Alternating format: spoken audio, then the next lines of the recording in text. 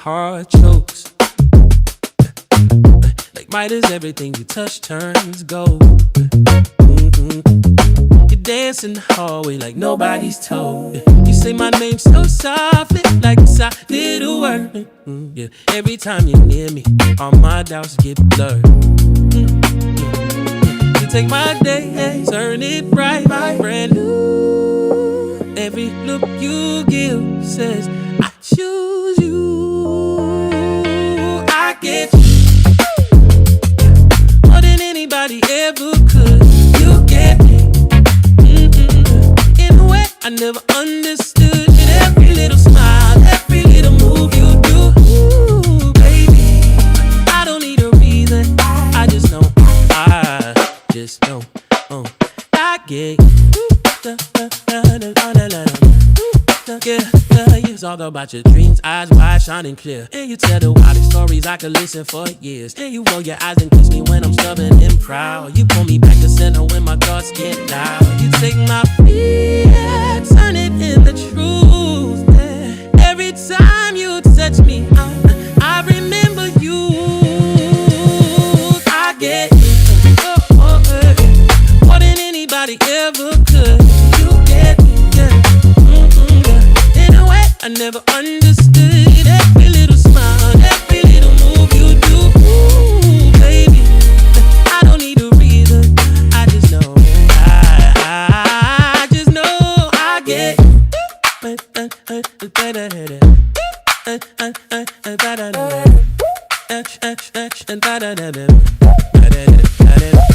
the world feels heavy on my shoulders, you lean in, lay your head right over mine. You say we can carry this together, and just like that, I'm fine. Oh, I'm fine.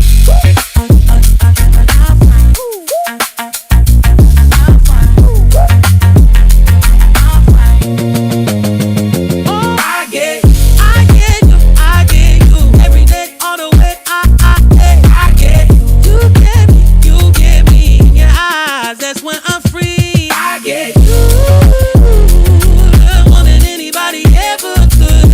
You get me, yeah, in a way I never understood. Every little smile, every little move you do, baby, I don't need a reason. I just know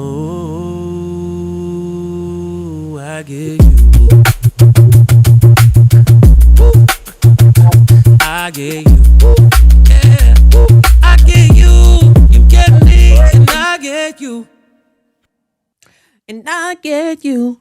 What's going on, YouTube? It's your girl Dee Dee. Welcome back to another live stream. I hope you guys are doing fine. Thank you so much for being here. Shout out to everybody in the building. Listen, happy Tuesday. I don't even know what day it is. Lord help me, Jesus. Happy Tuesday. I hope you guys are doing well. Thank y'all so much for being here. Listen, as you come into the building, make sure you hit the like button. As you come into the building, hit the like button, hit the like button, hit the like button. Shout out to Lorenzo Redmond in the building. What's going on, Lorenzo? Ryan from the 8. How are you? Hustle the Great. What's going on? Shout out to y'all. I hope y'all are doing well. And shout out to everybody else watching and everybody in the building. Listen, as you come into the building, hit the like button, hit the like button. Also, if you are new to the channel and you like the content, but you have not subscribed, go ahead and hit that subscribe button. It is free to subscribe. All right. Also, make sure you guys are supporting via Super Chat or Cash App. That definitely helps the channel to grow, and it definitely helps to build the channel up, you guys. So make sure you're supporting in that way if you can. But if you cannot, go ahead and hit the like button. It's free to like. It's free to like. All right. So we're going to hop right into this thing. Y'all see the title, Modern Women Are Cooked, and this is why.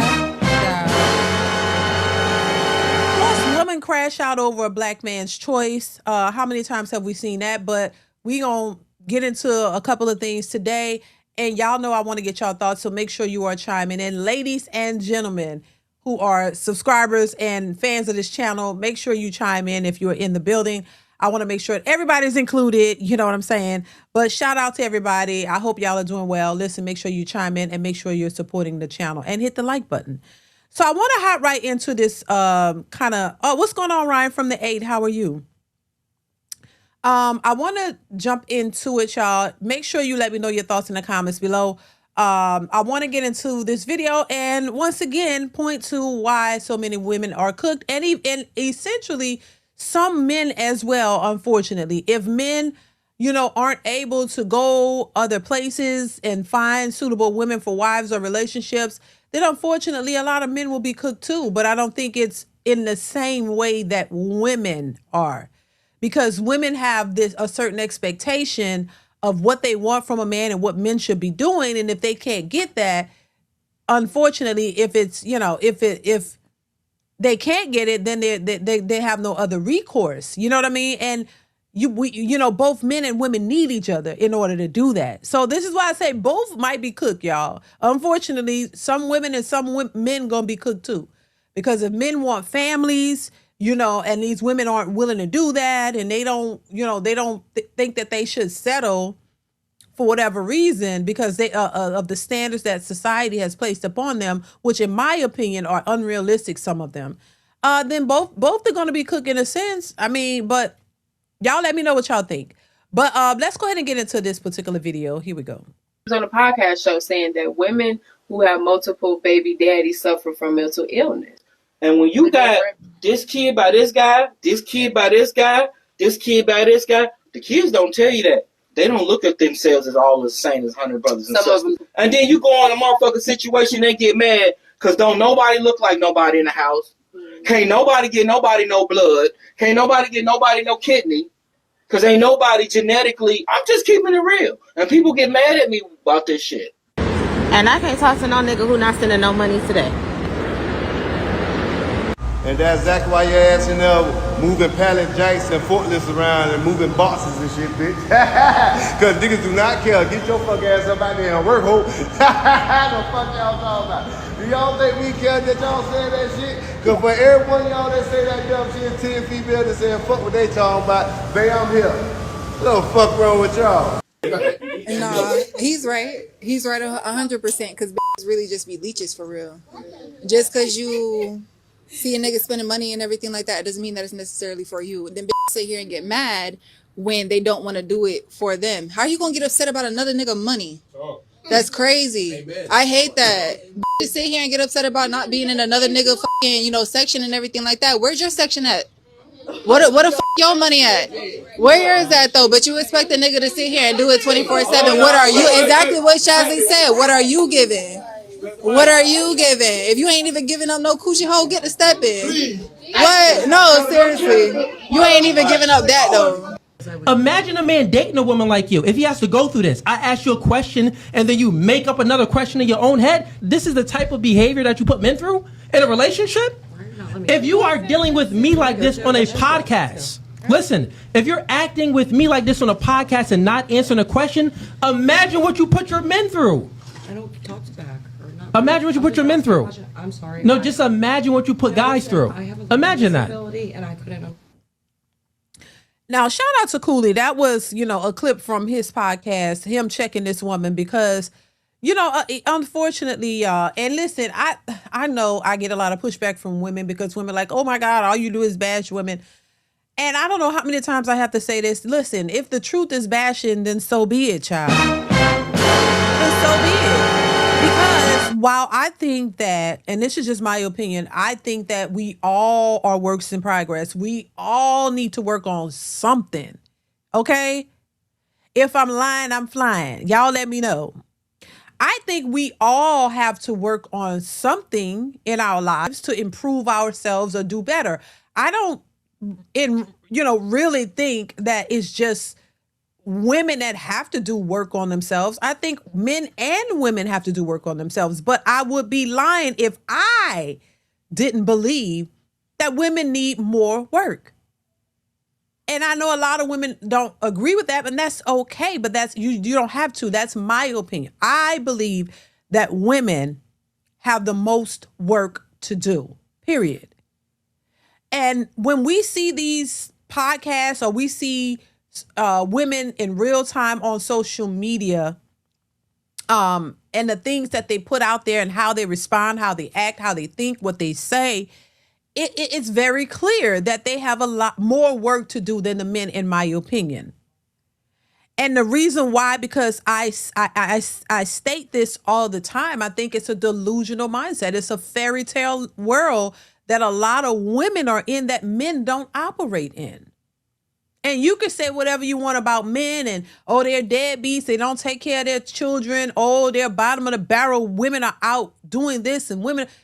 You could say whatever you want, however you feel. The truth of the matter is y'all still need a lot of mental work. There are a lot of mental cases walking around here, women and men, but because women outnumber men and women have the most work to do, I'm going to stand on it that I believe women are the ones who have to do the most work, period. Nobody is perfect in these streets.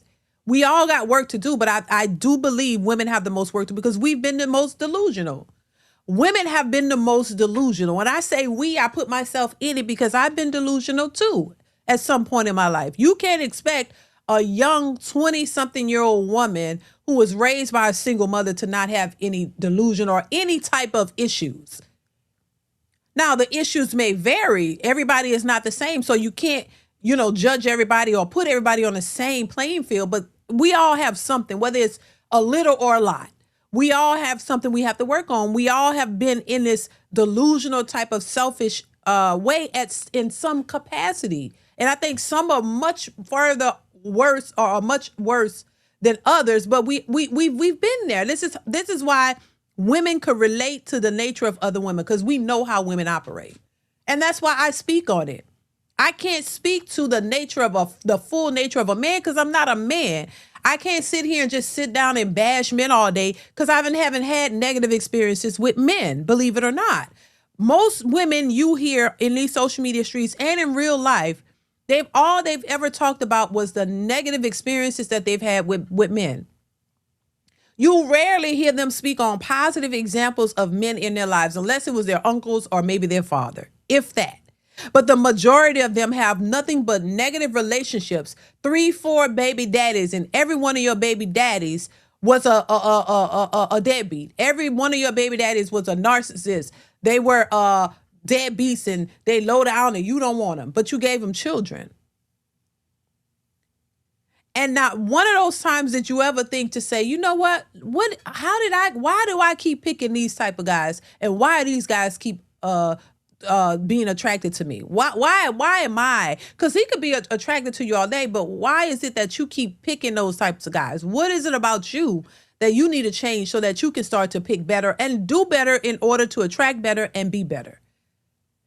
But that's where a lot of these women are delusional and there's no accountability. That's why accountability is so important, because a lot of women don't have it. And you're delusional and you don't understand men and you don't understand where you fall in the dating pool. Everybody's a 10, everybody's a bad B. And then when these men say they don't want these bad Bs and we don't want what y'all come with, somehow they're the problem. This is why I say a lot of women need to change. Start being aware. I'm not saying every man out here is doing the right thing and every man is good, because that's just not true. But you can only focus on you. You can't control others. You can only control yourself. So if you have the capabilities of looking at self and acknowledging yourself and doing the work to better self, then maybe you might start attracting the better group of men in society. You keep attracting the bottom of the barrel because you are the bottom of the barrel. But you don't see yourself as the bottom of the barrel. And that's nobody else's fault. You don't see yourself as the bottom of the barrel. You think you're better, but you keep getting bottom of the barrel men, and you have dealt with bottom of the barrel and created bottom of the barrel experiences. But all of a sudden, out the thin blue sky, you feel like you've leveled up and you're better. So now you want a man with more money. No, I mean, come on. But you still have the same attitude, same mentality, same way of thinking. Nothing else about you has changed. But you want these men to be everything in 10 bags of chips, and you want them to give you a soft girl life and make you soft when you've never been soft a day in your goddamn life. Masculine as ever, just like a man. even sit with your legs open, drink beer, smoke Black and Milds, eat a bowl of goddamn a big large thing of seafood platters, just everything, just burping and acting like a man, and you like, who gonna check you? And y'all think men gonna look at that and be like, "Ooh, I want to make her my wife," or "Ooh, a committed make her my woman"? No. So it's a lot that a lot of women have to work on. And once again, this is not every woman. We got to state that because people have bad understandings. It's not everybody. If it don't apply, let it fly. If it's not you, then this doesn't apply to you. But we know hit dogs do holler. So if it pertains to you, those are the ones usually have the problem with it. But if it's not you, then it doesn't apply to you. It's for the women who come out on social media and make it known that they don't want the dusties. But then when you look at their real lives and the things that they do, their lives seem very dusty as well. OG Hot Rod, thank you so much for becoming a member. I appreciate you. Thank you so much for being here. Shout out to you. Yeah, so it's just one of these things, y'all. We see it, men see it, we all see it, we know what it is, but some people still are in denial and don't get it. And once again, these conversations, in my opinion, are not for the women who are stuck, or the people, let's just say people who are stuck in their ways and you're not going to change. You don't give a damn what nobody say. This conversation would not be for them. It's for the next generation of young women who may not know any better or want to hear something different and looking for a different outcome. Maybe they'll get it. But this generation, I think they're cooked. I mean, there's nothing more you can do. I always say you can lead somebody to the water, but you can't make them drink it. So you can hear it and you don't have to accept it. You don't have to listen to a thing anybody is saying, but you keep going the way you're going, and then you find yourself not getting the outcomes that you want. Then what you gonna do next, right? So that's why I think a lot of women in this modern society are cooked, because you're stuck in your ways. You don't want to hear anything somebody tell you. You think it's bullshit, or you just like, oh well, I don't want to hear that, and you blaming it on men. Oh well, because men are this. If I tell you, okay, you need to change this, sis. Well, what the men got to do? Well, you can't worry about the men, because as long as you're looking at the man, you're not focused on yourself. You're looking over at somebody else, deflecting the issues that you have to work on because you don't want to work on them. And you don't feel like, hey, if they don't do better, then I'm not going to do better. Well, then that's still not going to benefit you. If you are looking for a certain outcome and you don't want to put in the work to do it, then how do you expect to get it? So that's why I always say women are cooked. No matter how you try to slice it and dice it and, whatever, a lot of these women will be cooked. And I think men are somewhat suffering in it too, because if you are a man out here, you want a wife and you want a family, but you can't find the suitable woman to get it, that's where a lot of men may be in a position to where they want wives, they want a family, but they don't have the suitable women to give them that, then that could be a problem for them, because they're not able to get what they want as well. So I think, once again, I think it's a mess all the way around. And I really just wish that things could be different, and that, women could fully understand their nature and how they're contributing to this, because I really don't think a lot of women realize the parts that they play in this. Because they're so delusional. And so, I don't know what the word, delusional is one of the words, not looking at it from an accountable standpoint. I think a lot of them they know that they have issues, but they don't think it's the real issue. They think it's the men. They think it's always the men. And I always say this, listen, if the men got it together, right? And the men are, leveling it up, which a lot of men have done this, and a lot of men are still doing it. And they're leveling up and getting their finances together. They're working on themselves. They're getting their physical health together. They're doing all of the things that a man would need to do in order to build himself up. But if he does that, then don't you think that he's looking for a woman, that's suitable for what he's become? You often hear women talk about men leveling up and women, are making the money and doing all this. But y'all, you can make money all day, but that money is not the only thing that qualifies you for a healthy relationship. That's the part that they're missing. Like, I have 3 businesses and I make money and I do well. And what is he going to bring? Okay. What are you going to bring other than your money? and your cooch. Like, what else do you bring to the table? Because it's not you can't even say financial stability, because the financial stability that you have is only for you and your kids. You're not willing to bring your finances to the table with the man's finances, and y'all build up on that. So you're not even bringing that. You're financially stable for yourself. So when a woman says, "Oh well, I make money, I do well for myself," how does that contribute to a man? It does nothing for him. So you guys stop using that as as an asset, because it's not. It's only for you, because you have to take care of yourself, and y'all usually have kids, so you got to take care of you and your kids. So you need to work. That's what being an adult is all about.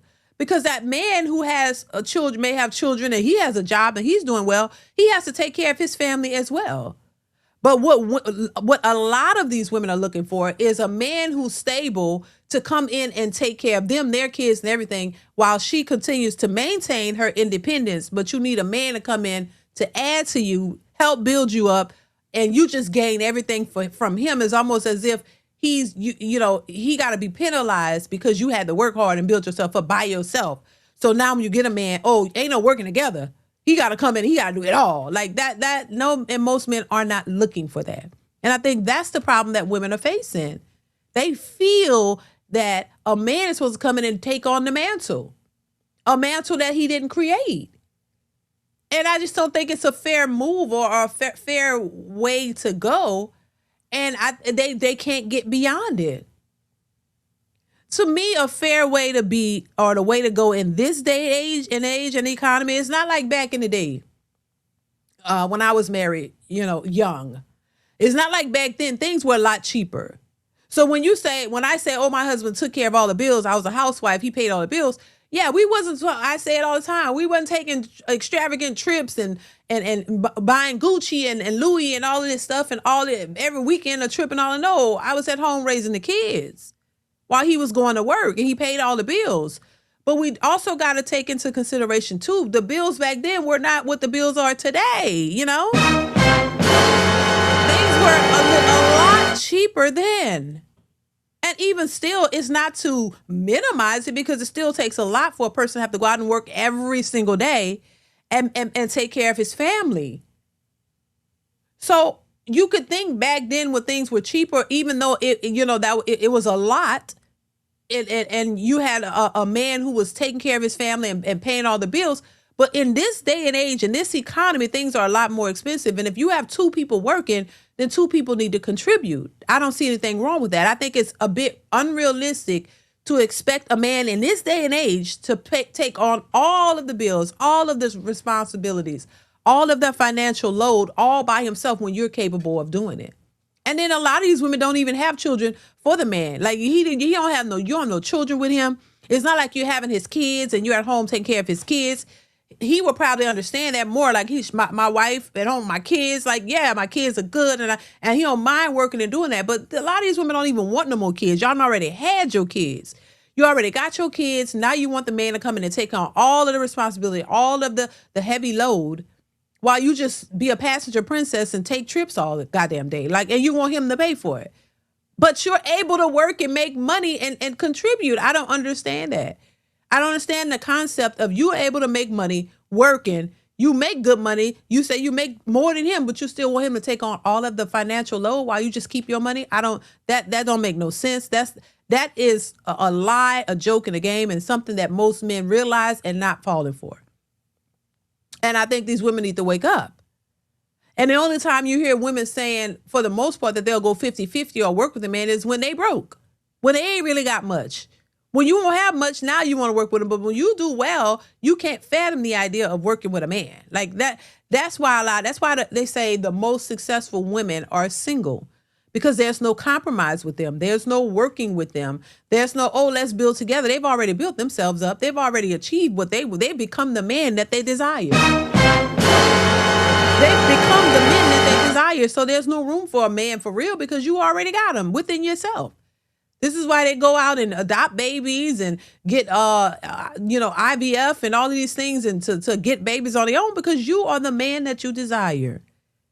And there is no room for a actual real man to come in with some substance, because everything is contingent upon how much money does he make? He has to make what I make up more. It doesn't make any goddamn sense. And it's only when it comes to women making the money, this is how women respond. This is what, why these women will continue to be single and why men don't want to deal with them, because they have become the men that they want. And this is why the man has to make what they make or more, because they're looking at themselves and they have set the standard to where they want a man to be, not realizing they basically price themselves out of the dating market.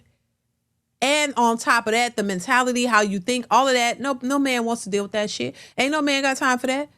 Ain't no man of substance coming in and deal with you. Even a man with all the money and expectations that they're looking for don't want to deal with their attitudes, because you still have a level of masculinity, attitudes, and all of this kind of stuff. When most men don't want that, and I know a lot of women don't like it. A lot of women are like, damn, I had to be masculine, but I really don't want to be, but this is who I am. You got to take it and accept it. Most men just are to the point to where the men who accepted that are done. Like that, they've already done that. They messed up. And now these men don't want to do that. They don't want to be the step daddies of last year or of yesteryear. They don't want to be those men.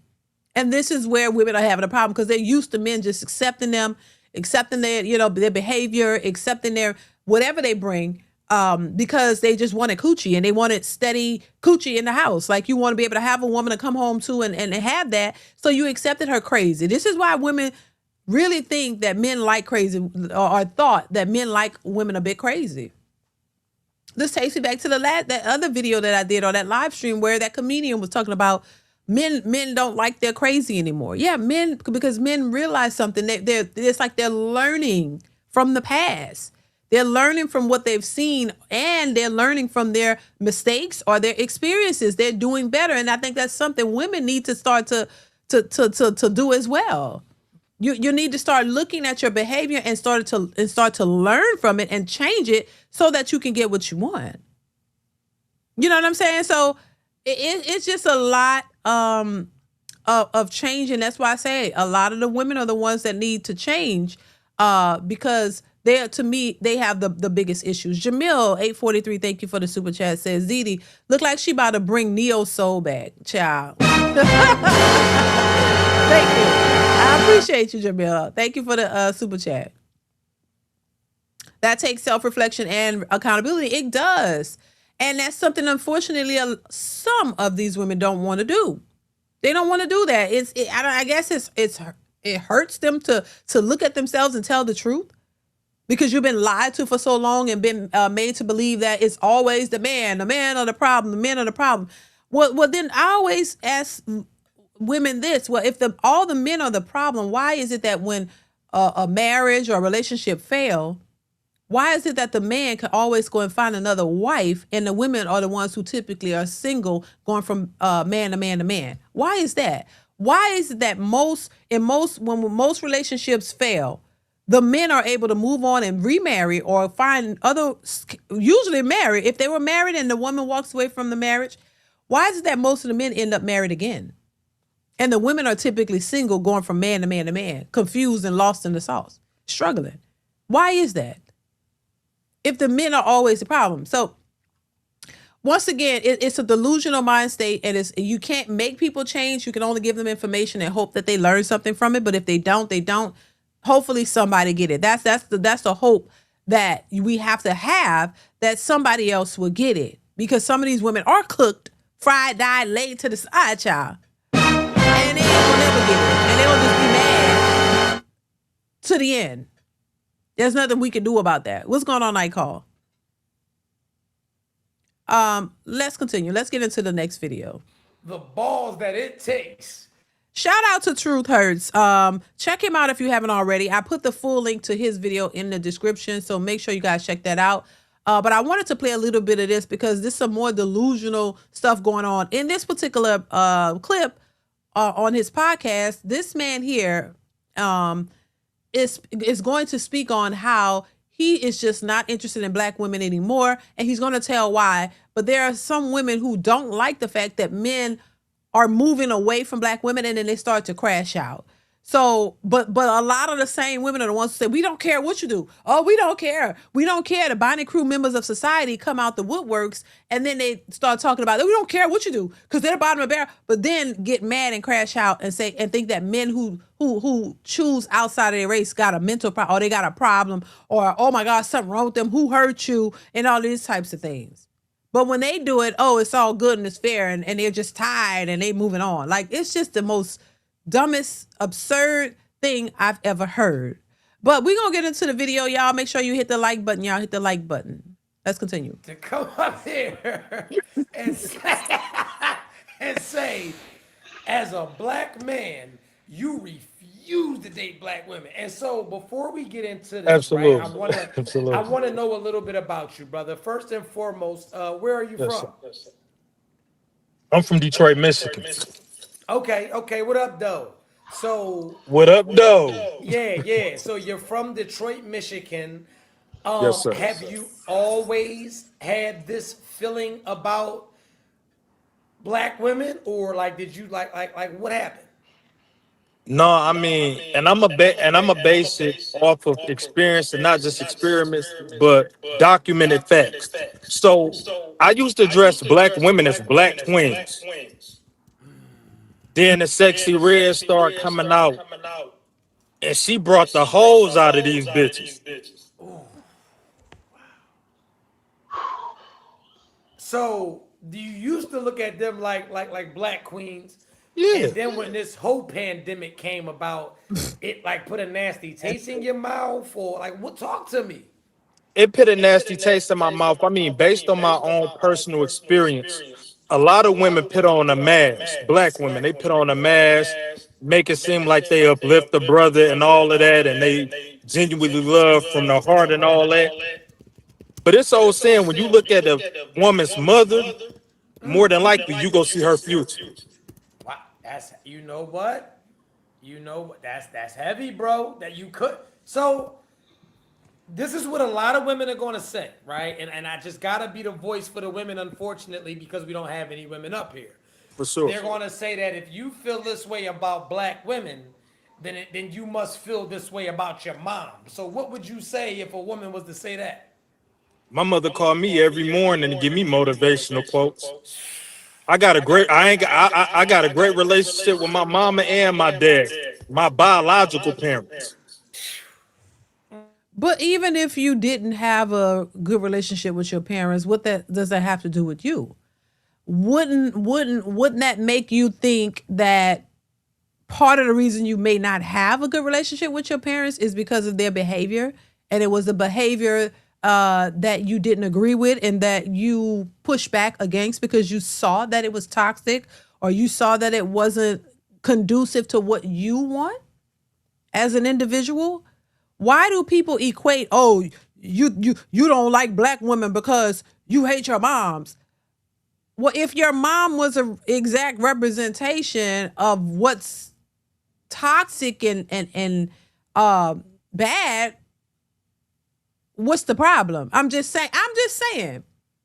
If you notice a certain pattern within a person, whether it's your mother or not, or whoever it is, and you decide you want to change and you want to do something different and walk away from that because you could recognize at a young age that that's not what you want, it doesn't mean you gotta hate them. You know what I mean? But it's not about hate. It's about recognizing a behavior that you know is not conducive to what you want in life. You realize that you want something different, that this is not it and that's not what you want.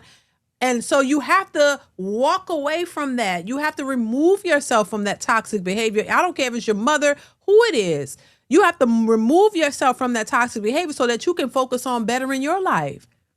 Because if you look at the mother and the mother is mostly the reflection of what the daughter is going to be, then that's a problem. Am I lying or what? Let me know. Wouldn't that be if what Truth Them just said, if the mother is typically the reflection of what the daughter is going to be, and if that's a toxic, negative, hoish type of situation, wouldn't you, if you look at that and say, I want to remove myself from that, I don't want to be like my mom, I want to be this type of woman, I want to be different, I don't want to have all these baby daddy, I don't want, then if you call a spade, is that wrong? Is that wrong for saying, I saw her behavior, I don't want that. Her behavior was hoish, it was this. Is it wrong to call it what it is and remove yourself from it? I don't think it's wrong, personally. The same way we watch Aunt CEO, shout out to him, talk about how a lot of these mothers were 304s. The mothers were 304s themselves. So it's not shocking that the daughters end up being like that, because you emulate and you follow what you see. And if you like what you see, you end up repeating it. But there is such a thing as, I see a certain behavior that I don't like, and just because that's my parent, it doesn't mean I have to follow that. Some young men watch their fathers, rob and steal, sell drugs and do all of that, but he didn't want to do that. So maybe he take a different route, or watch his father have all these baby mamas everywhere, and he says, no, I don't want to be a statistic. I don't want to do what I saw. I want to do something different. That don't mean you hate them. It just means you see a behavior that you don't want to emulate. Because there's so many that follow that behavior because it's all they know is what they've seen, and they just follow it. So what's wrong with somebody saying, nah, I don't want to be like my mother, or I don't want to be like my father, because what they were was not something that was positive, right? But that's what they say. Oh, you hate your. So if I'm just saying, I hate is a strong word. I don't hate. I wouldn't say hate, but I'm not you. Some people have reasons to feel the way they feel. But if that's your thing, if somebody did say, well, I hate my mother, or I might hate my father, but then when they tell you the situation that's stemming from why they feel that way, then why can't that be acceptable? Why is that a bad thing if you hate poor behavior? But to me, people who condone that is because they are okay with that type of behavior. They're okay with it. They don't see anything wrong with it. The same way women try to trash men for not wanting single mothers. Well, you come from a single mother. Okay, God damn it. If just because I came from a single mother, that don't mean I want to be one. And and for men, that don't mean that they want to date one and marry one. What the hell? If the mama was on crack, you think he should go and date and marry a crackhead? Like, that don't make any sense. And I wish that when those talking points come up, people would address it as such. Hey, my mom was a crackhead. Should I go find a crackhead and marry because she was that? Come on now, it doesn't make it right. Just because your mother was a certain thing doesn't mean that you have to follow in her footsteps and that you have to be sensitive to single mothers. No, you could be the total opposite. Like, no, you don't want that because you saw how that you was the product of that. Like a lot of young people were products of being, in a household with a stepfather who wasn't their father. And those experiences weren't always great. Some of those stepfathers didn't like those kids. He probably had some of them had resentment toward the kids because it wasn't his kids. Or he didn't want to even deal with them because it ain't his kids. There are situations where there's some stepfathers actually gravitated and loved the kids and took care of them. So there's different situations, but you don't know somebody's situation. They could have been beat the hell up, knocked the head in between the wash and dry by the step parent. And stepmothers too. Like it just, you don't know somebody's situation. And to just put everybody in this one box to say, oh my God, you was raised by a single mother. And I just find it appalling that you won't date a single mother. No, you don't have to date a single mother. Jesus. That be getting on my nerves. But anyway, Mike Hall, thank you for the super chat, says women may have more financial incentives after divorce through assistance, child support, and alimony, which can reduce the incentive to remarry and risk losing those benefits. Right. And that, yeah, okay. So that, but I mean, look, and that's a problem too, I think. Like, so you walk away, you can, get the house, get the alimony, the child support, all of these things. So it benefits them.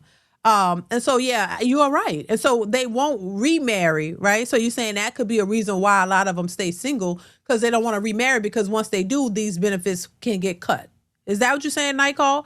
That could be an incentive for them to stay single. Could be. But the very incentive for the reasoning behind why a lot of them get married in the first place, because they know that they could benefit. They could get married a man, stay with him the minimum amount of time that they need to be able to collect the checks and everything, have babies with them just so that they can get the child. I mean, you're absolutely right, Nicole. That could be why. why they don't rush to get in or get married, because they still get the benefits. That's a good point. Very good point. Thank you, Night Call. I appreciate you once again.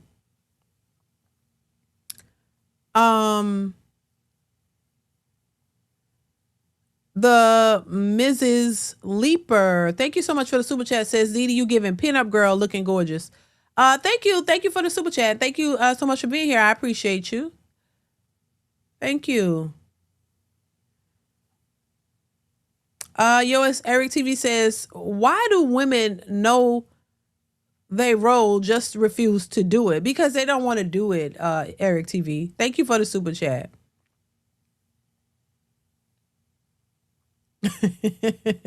What's going on, Trey? Child, but listen, Trey says, unless we hear about the wash and dry, it's not a shock, because they always talk about the wash and the dry. Oh shit, I don't know, it's just sticking in my head for some reason. Eric, thank you for the super chat. Yeah, the reason they know it, but they don't want to do it because they don't want to do it. Bottom line, they don't want to do it. They don't want to do it. They want to do what they want to do, and they want to control you. And you know what's funny too, y'all? It's funny how women always talk about control. This is why I always say the projection is real. They are projecting their own thoughts and feelings onto y'all. These women are all the things that they're so worried, and not all women, but the women that this applies to. God damn it, I gotta keep saying that. But the women that always like to say, oh, men want to control you, they're narcissists, they're the exact same thing that they're saying you are. Because you get in a relationship with these women, that's the first thing they want to try to do, start controlling you. Where you going? Who you talking to? Where you at? Like, you know what I mean? What you wearing? Like, you can't wear that. You know what I'm saying? It's just funny. Like, the very things that they don't want you to tell them are the very things that they'll tell you. Women are quick to say, oh my God, you shouldn't be worried about how I dress. I can dress the way I want to. I'm not going to be with a nigga who going to tell me how to dress. But then y'all try to tell him what to wear, how to match. You want them matching outfits. He can't wear what he want. Now you got to match. Or every time y'all go somewhere. What if the man don't want to do that? He got to do it to make you feel good. He got to acquiesce to you and do what you want him to do to make you feel comfortable. Or he can't be short, so he got to be super taller than me because I feel safe when they tall. I mean, it depends on the man that's gonna make you safe. He could be tall, and let another dude knock his head in between the wash and the goddamn dryer. And then what him being tall gotta do? I've seen tall dudes get knocked down. Doesn't mean he make him the most strongest. I'm just saying, what being tall has nothing to do with your strength. So he tall, I feel safe with a tall man. Then when he get beat up with you there, how you gonna feel? You still gonna be looking for another tall one. It doesn't make any sense. Thank you, Eric TV. I appreciate you. Eric TV, thank you once again. Says, being raised by a single mother made me not even wanna be with a single mother even more. Thank you. Thank you. This is what I'm saying. That's because once again, like I always say, I come from a single mother household. And it's like you see it firsthand what that looks like. And it's not that it's most people who have come from a single mother household tell you how they struggle. And I'm not saying this is everybody's experience, but even athletes and other people, my mother, I want to buy my mama a house and I want to take care of her because I watch my mama work 3 jobs. So 3 jobs mean that you're struggling, in my opinion. Thank you, it's Eric TV. I appreciate you. Having to work 3 jobs is not a soft girl life. That's the struggle. Who wants to work 3 damn jobs? Like, you don't have time for nothing. I couldn't imagine working 3 jobs. Like, that is struggle, period. So if you saying, oh, my mama had to work 3 jobs and I watched her struggle and work hard, so first thing when I made it, I bought my mama a house. Right? I bought my mama a house, bought my daddy a house, bought my mama a car, I bought her a dream this and dream that, and I take care of her because she worked so hard. So if you come up in that environment, you experienced it firsthand, you know exactly the hardships because you had to face the hardships as the child. So you know what that's like. And if in your mind, you might think, damn, when I grow up, I don't want this. Because I watched my mother have to struggle. I watched, we didn't have all the things that we needed. And she did it all by herself. Not she did it all by herself. And oh my God, no, she did it by herself. A lot of the choices she made were her choices. And she made them choices. She didn't want to do this. She didn't want to do that. And we had to suffer as a consequence. I don't want that. Everybody don't look at that and say, oh, yeah, I'm gonna go and get I'm gonna become a baby mama, or I'm gonna take care of baby mamas, or I'm gonna take care and do all this because I saw. No, you want better for yourself, and your parents should want better for you. And a lot of parents work hard now. To give credit to the good parents out there, I don't think every single parent is a bad parent, but for the single parents that are out there and parents in general who worked hard to raise their kids and give them the best and make sure they're good and push their education and all that things, kudos and shout out to y'all. Because it takes a lot to do that. They're not trying to be victims, and they're not trying to, want pity from their kids, and they don't want their children to take care of them or be or the stress of putting that on their kids to have to take care of them. No, they want their children to do better than them. That, to me, that's how I see it. You want better for your kids. You don't want your kids to have to put the pressure on them to have to take care of you. That's not their responsibility. Now, if they make it and they're successful and they want to do that, that's fine. But I don't feel like the pressure should be put on them. That's what a lot of these single mothers end up doing. And I just don't think that that's fair. In my opinion, I don't think that that's fair.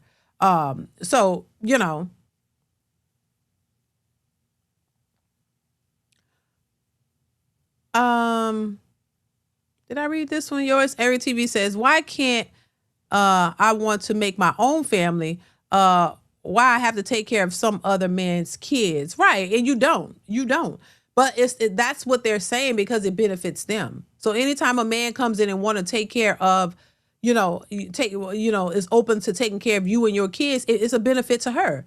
It's less stressful on her. She watched her mother struggle as a single mother. Now she's a single mother, and they want a man, because they watched them step crash dummies of back then come in and take care of the children and all that while the mama was trash, to be honest. If we really gonna look at it, a lot of the mamas was trash. They were hoes, and they were running the streets drinking 40s and beers or whatever, beer, liquor, whatever kind of liquor they had back then. Thunderbird, y'all remember that? I remember because I saw it a lot. Thunderbird, Milwaukee Best beers, that's what I saw. Beers and smoking weed and cigarettes. That's what they was doing. They weren't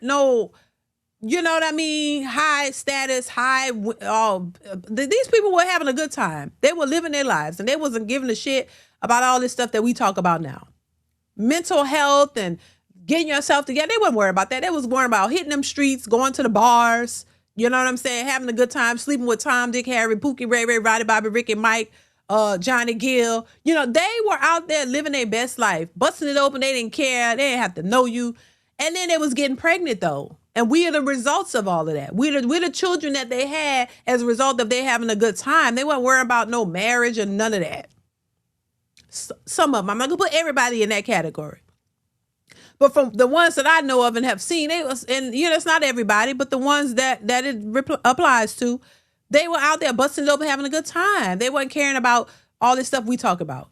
So as a result, you bring children to the world. And now in our generation, we realize, damn, we want better. We don't want to have broken homes. We want to be there for our kids. A lot of the men are like, no, my dad wasn't there, and he was in jail getting high, whatever. I don't want to be like that. I want to be there for my kids. I want to raise my kids. I want to take care of my kids. So the next generation, they realize something different, a lot of them. I don't want what I saw and what I was a part of. I want to do better. And a lot of them have done better.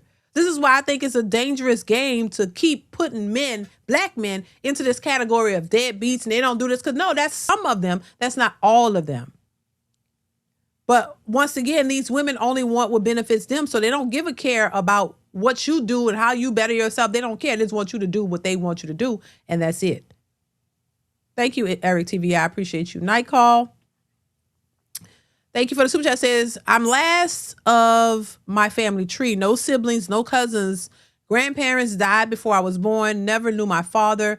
Single mother, more of a nanny. Wow. Haven't spoken to her in 22 years. Ooh, Lord.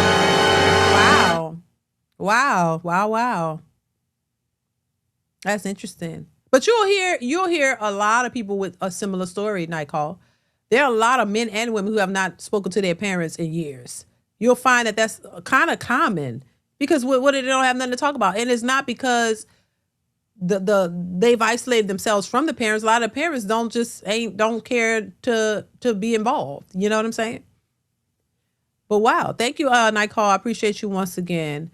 Liddell Jefferson 3250 coming through with the $50 super chat. Thank you so much. I appreciate you for this for the support. Says, I hope Dee Dee can see this.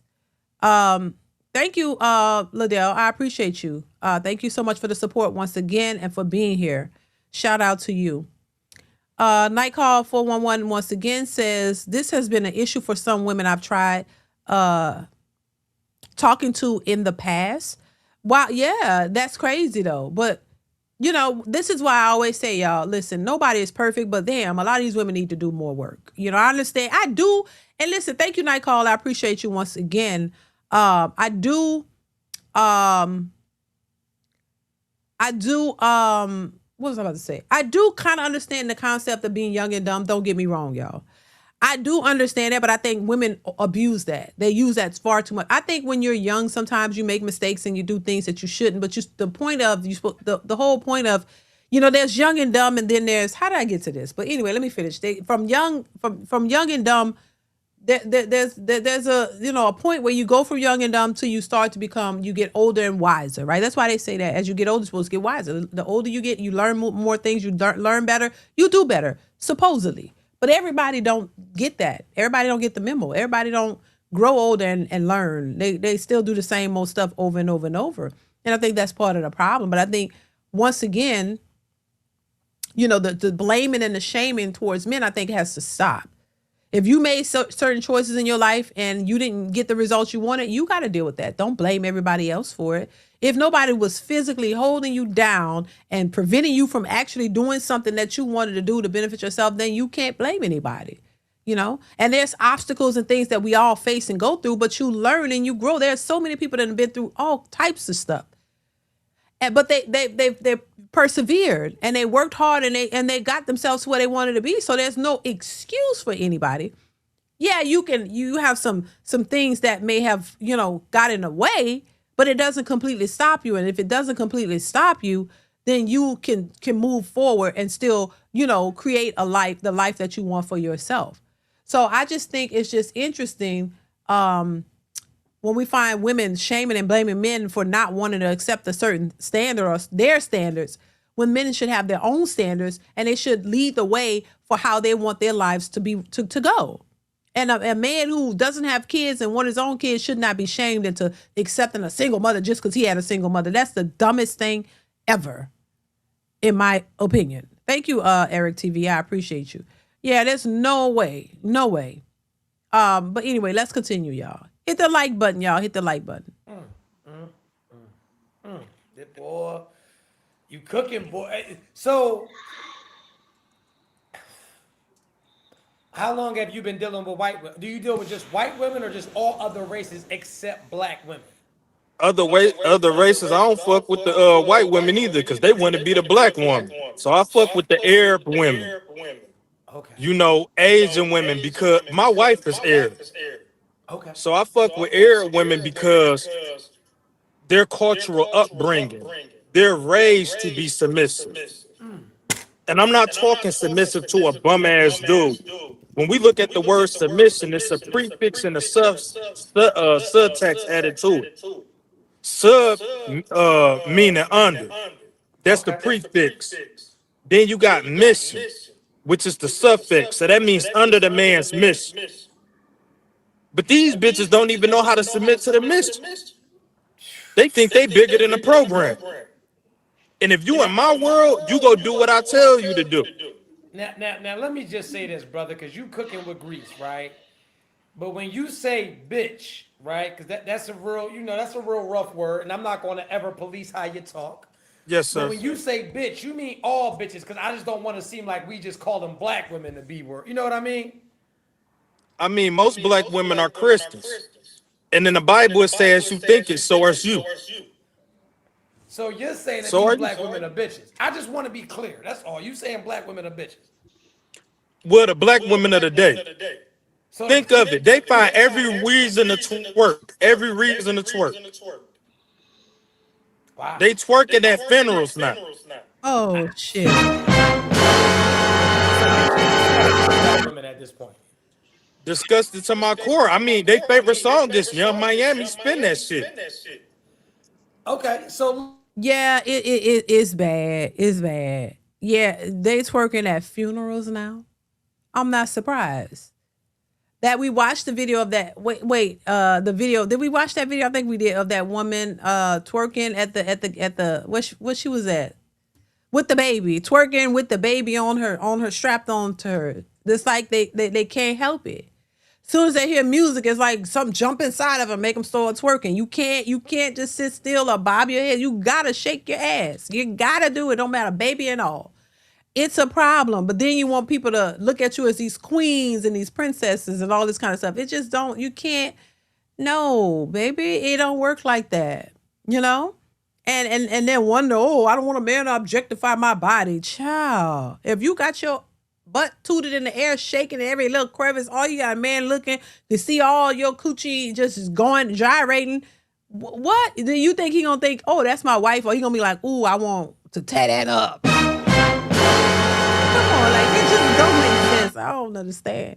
Veteran 0831, thank you so much for the super chat. I appreciate you. Says, D, you should not have to keep correcting yourself, because if you know, you know.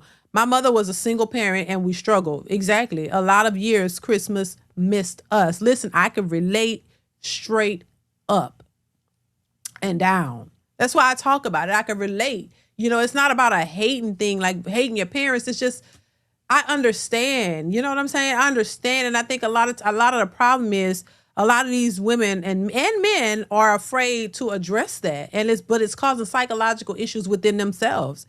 A lot of people, I'm going to say people, are struggling mentally because of the stuff they had to deal with in their childhood.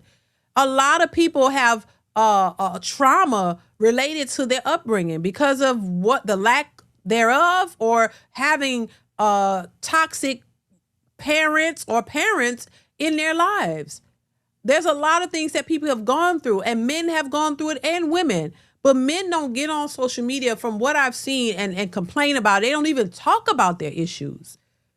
And they don't look to blame somebody for it. They go and deal with it in silence, or however y'all got to deal with it, they deal with it. But women, on the other hand, are very vocal about it. You want somebody to feel sorry for you, but you don't want to do anything to better the way you think in your circle. You just want to coast in that, just kind of like sit in it. You know, you don't really want to get past it. You just want sympathy, and you want people to understand why you're the way you are because of what you went through. When most people don't care about what you went through, they only want results. People want to see results. They don't really care. But the problem with that is women want men to care and want men to feel sorry for them and empathize, and want everybody to empathize with them. And that's what we've seen over the years. But you can't empathize with a man. You don't understand what men go through. You don't understand men having hardships, men having mental issues, breakdowns, men having, things that they have had to work through their entire lives. A lot of women don't have any empathy for men, and I think that's unfortunate. And I think that's one of the things that needs to change. It's not, oh, I'm just feeling sorry for a grown-ass man. No, you're a grown-ass woman, and you want everybody to feel sorry for you. But I think there's no empathy for men at all. And I'm not saying you're supposed to sit around here and feel sorry for a bum on the street who don't care about work and don't want to work. Some of them like to live in the streets, and they don't want to do anything else. I'm talking about understanding the plight of a man. We're not men, so we can't be men. We can't teach young men how to be men. We can't do that. But we could certainly have empathy for our men, because they have gone through things just like you've gone through things. But a lot of times we don't get that. Men have to be 10 toes down, strong, can't ever have an issue, a moment, can't have a vulnerable moment whatsoever. They got to always be strong and on point, because somebody is waiting to tear them down and see, especially black men. Oh, see, this is how they are. This is what they do. They ain't shit. They ain't this. And I just think that is not a good way to be. And I don't think we should treat our men like that. That's all I'm saying. I have sons. I have a husband. And I wouldn't want somebody to treat them like that. And you know, and every black man is not just this, you know, deadbeat that's looking for sympathy and looking for somebody to use. Every man is like these men. There are a lot of men out here who work hard and have had to go through some shit and still work hard, and they couldn't stop. They couldn't take that and let that hold them back. You got to keep persevering. You got to keep going. And that's not always easy to do, but a lot of men are doing it and they're not complaining about it. And they're doing it. They're handling their responsibility. And that's why I just refuse to, I can't ever just sit here ever and just be like, oh, men ain't this and all of them are this and that. No, because I don't know. I know that's not true. And I just, and people like, oh, she's a pick me. Okay, well, goddamn it, let me be a pick me. I'll be a pick me.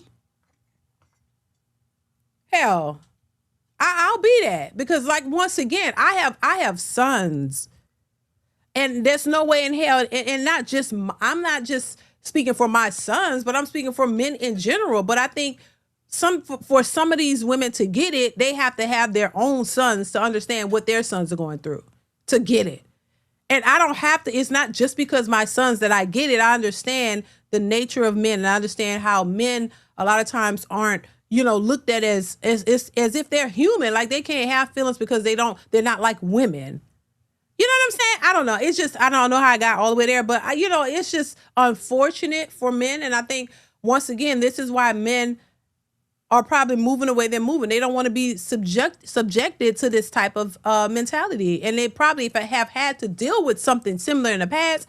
I heard a dude say that he was in a relationship with a woman. On one of these podcasts, there was a man that said he had dealt with a woman who talked to him crazy. He said he would never deal with that ever again. And he was triggered because on that podcast, I think that was one of the podcasts where that lady got up and started acting a fool. Big girl. They always be big chick. She got up and she started talking crazy to that man, and it triggered him. He's like, no, because I'm not going to let you talk to me like that, because I dealt with that before. So that was a sensitive subject, a sensitive matter for him, because it triggered him. And it's okay, because, you know, he realized, this reminds me of something I had to go through, and I'm not ever going to let somebody do that to me again. And that's understandable. But for some reason, people don't get it. Women don't get it when it's a man, but you get it when it's you. I think that's one of the things that a lot of women need to change. Thank you, veteran 0831, once again for the super chat. I appreciate you. But it's, you know, it's just, that's something I think needs to change. I think women need to stop being selfish, being, you know, making it all about you, understanding that men go through shit too, and they don't want to deal with your foolishness. This is why men, they say, I want a man that's whole. If you hear a woman talking about, I want a man that's fully whole, then you know that she's not. She's not. That's to let you know that she has a lot of things that she have to work on. Because who leads with that? I need you to be fully whole because I worked on myself. How did you work on yourself, ma'am? I worked on myself. I got me a business and I built myself up financially. Somehow they equate your psychological mentality to money, and that's not the same. I just think, you know, once again, it's a projection. Be careful when you hear women who say that. Same way I think when women say, I need a generous man, that means she want all your money, baby. When you hear a woman that says she want a generous man that's whole and got it all together, run to the hills from what's coming your health. Run as fast as you can. Run, Forrest, run.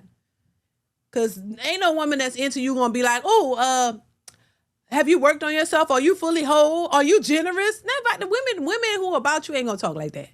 When a woman say generous, red flag. I'm sorry, I don't give a damn. Thank you, veteran. I appreciate you. Run. Let's continue. Listen, there's gonna be some black women who will say it's just music.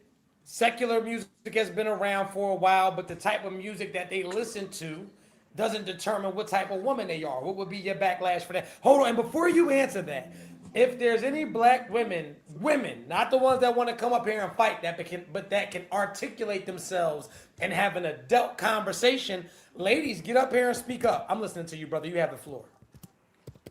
I mean, I would simply go to their profile picture, and I bet you they booty stick out more than they face do. So it's like you can't expect men to not sexually objectify you when you put that energy out there. When you put that energy out there, you're not in control of the energy that's being returned to you. You don't dictate how somebody view you. When I go on your profile and I see you twerking, I see your pussy and your booty out. You can't dictate how I treat you from that point on. So you're saying pretty Your much booty was the permission for me to treat you.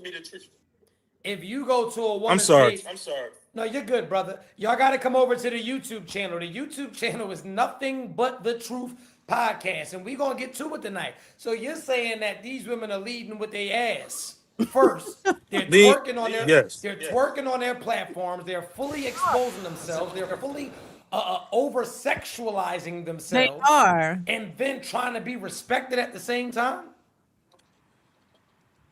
You can't get my respect if you don't respect yourself. Talk about They lead with their ass and not their mind. Whew. Because they're going to, a lot of women are going to say a woman should not be judged off the way that she dresses. This is just, matter of fact, we got a black woman for you. Tamika, unmute your phone, please, Black Queen. Dang. Come over to the YouTube, Nothing But the Truth. How are you feeling this evening, Miss Tamika? I'm feeling very good. Just a little disturbed to hear this brother speak about black women like this.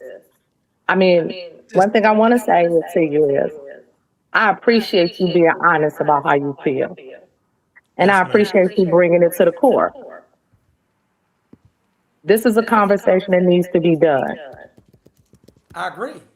So before you go in, right, because I know that's coming, and you're such a lady, you know how to really finesse your way in there. You made everybody feel warm before you towards them. Cool, right? I just want to say this. Before you say what you're going to say, I want to make sure that you are speaking from a logical standpoint and not an emotional one. Because as far as since he's been on here, as much as I hate to agree, he hasn't said anything wrong. Can you at least attest to that before you start? yes, because he said that he's speaking from experience and not just going off of what he heard, what somebody else told him. That's his experience. So and he has that right. But yes. But what I'm saying is, right, because where are you from, if you don't mind me asking? I'm actually from Cleveland, Ohio, but I live in Charlotte. I know a little bit about Cleveland, and it's pretty fair to say the type of women he talks about, there's some of those in Cleveland, correct? Right. I'm next to Detroit, so I understood. I'm in the comments that said, I see why he's saying what he's saying. And when you scroll Instagram and you leading with your ass out and your nipples out and your pussy protruding, but in the same breath you want to be respected, do you see kind of where his position is or no? Yes. Okay, go ahead. You have the floor. I just want to, because I got to do my... But okay, well then if you can understand his perspective, why is she's disturbed? Why I would not go on, but I'm disturbed, but no, that's his experience. You can't be mad at somebody else's experiences. Everybody's experience is different. And then he has a choice. This is why I say in 2026, so many women have an issue with a man's choice. You can't fathom the idea that men have choices and standards. Like, what the hell is going on? This is why I said we're in some type of alternate universe, y'all. Y'all, we must be, child. That's probably why I'm tired. I'm tired. Lord have mercy, I'm tired. I'm so sleepy because these conversations make you tired. They're very draining at times. If you let them drain you, they'll drain you out. All you want to do is go take a nap. After this live, I'm going to take a nap. I be tired. It's draining. Like, what? So, what? But I don't for the life of me, I will never understand why people have a problem with other people's choices. That's that man's choice. If he don't want to date black women, girl, you can't find you. I'm pretty sure there are other men that probably would like you. I'm sure. I mean, maybe that's the problem because you can't find one that like you. And so maybe they think it's a slippery slope of black men one by one walking away. Maybe that's what they're scared of, even though a lot of them say they don't give a damn. They don't care what black men do, right?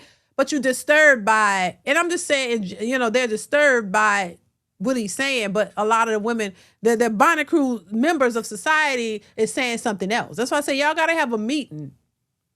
Y'all got to have a coming together of sorts. Because y'all got to get together and y'all got to get on one accord because some Bonnet Crew members are like, we don't care. We don't care. you know, with their big bonnets on and big knees and big backs, talking about, we don't care, y'all go, we don't care what you do because you ain't shit. And then the other one's like, well, I'm disturbed because they don't want to date us anymore. Like, which one is it? Y'all gotta get on the same program, baby, because it don't look like y'all on the same. Y'all got different agendas or something. I mean, y'all don't have the same program. Y'all got to get the same program. Y'all got to get it together because y'all are contradicting each other. Which one is it? Night Call 411. Thank you once again for the super chat. Says, Dee, why do most black women call queens and goddess and black men are called kings? Because they're delusional. Ain't none of them queens or kings. Ain't nobody no queen, ain't no queens, and they ain't no kings. They're just people. What they talked about? They talked about this on I don't know if it was Truth Hurts podcast or somebody I just saw where they're like, oh, you happy to be called queens, but then dancing. I think this was, I don't know if this was on here or not, but they mentioned how you dancing and you don't you something about being called the B word. I don't know. It's just delusional, child. Night Call, none of these people are queens or kings. We're human beings. You know what I'm saying? So I don't think anybody should be called any of it, to be honest. Let's continue. Thank you for the super chat. I appreciate you. Delusional test before we start so I can know where you at. You have the floor, ma'am. And while she's talking, we're going to be quiet and then we'll get back in. Go ahead. We're listening. You have a right to date anyone you want to date. But it's sad when our own black men put your own black sisters down instead of looking at the generation that is lost. So those ones that are listening to Sexy Red, most of them are not your women that's sitting at home that has been taught how to be a wife from the Bible up, who has been taught where she's from, who has struggled, so that we understand. We have a generation that don't know who they are. And that's the female and the male. So who's going to lead this generation into understanding who they are? Because one generation is lost. You don't have males that have real male role models to look up to. And you don't have females across all colors that don't know who to look up to anymore. Because there is no real grandmas and big mamas there to say, put your skirt down. When you go to church, you wear clothes, you wear dresses. Yeah, I mean, because the big mamas are the ones twerking. The big mamas are twerking. The grandmamas are twerking. They don't want to be called grandmother. They're out here twerking with the daughters and the daughters twerking with their kids. So we can't be like, who's gonna fix it? It's too far gone.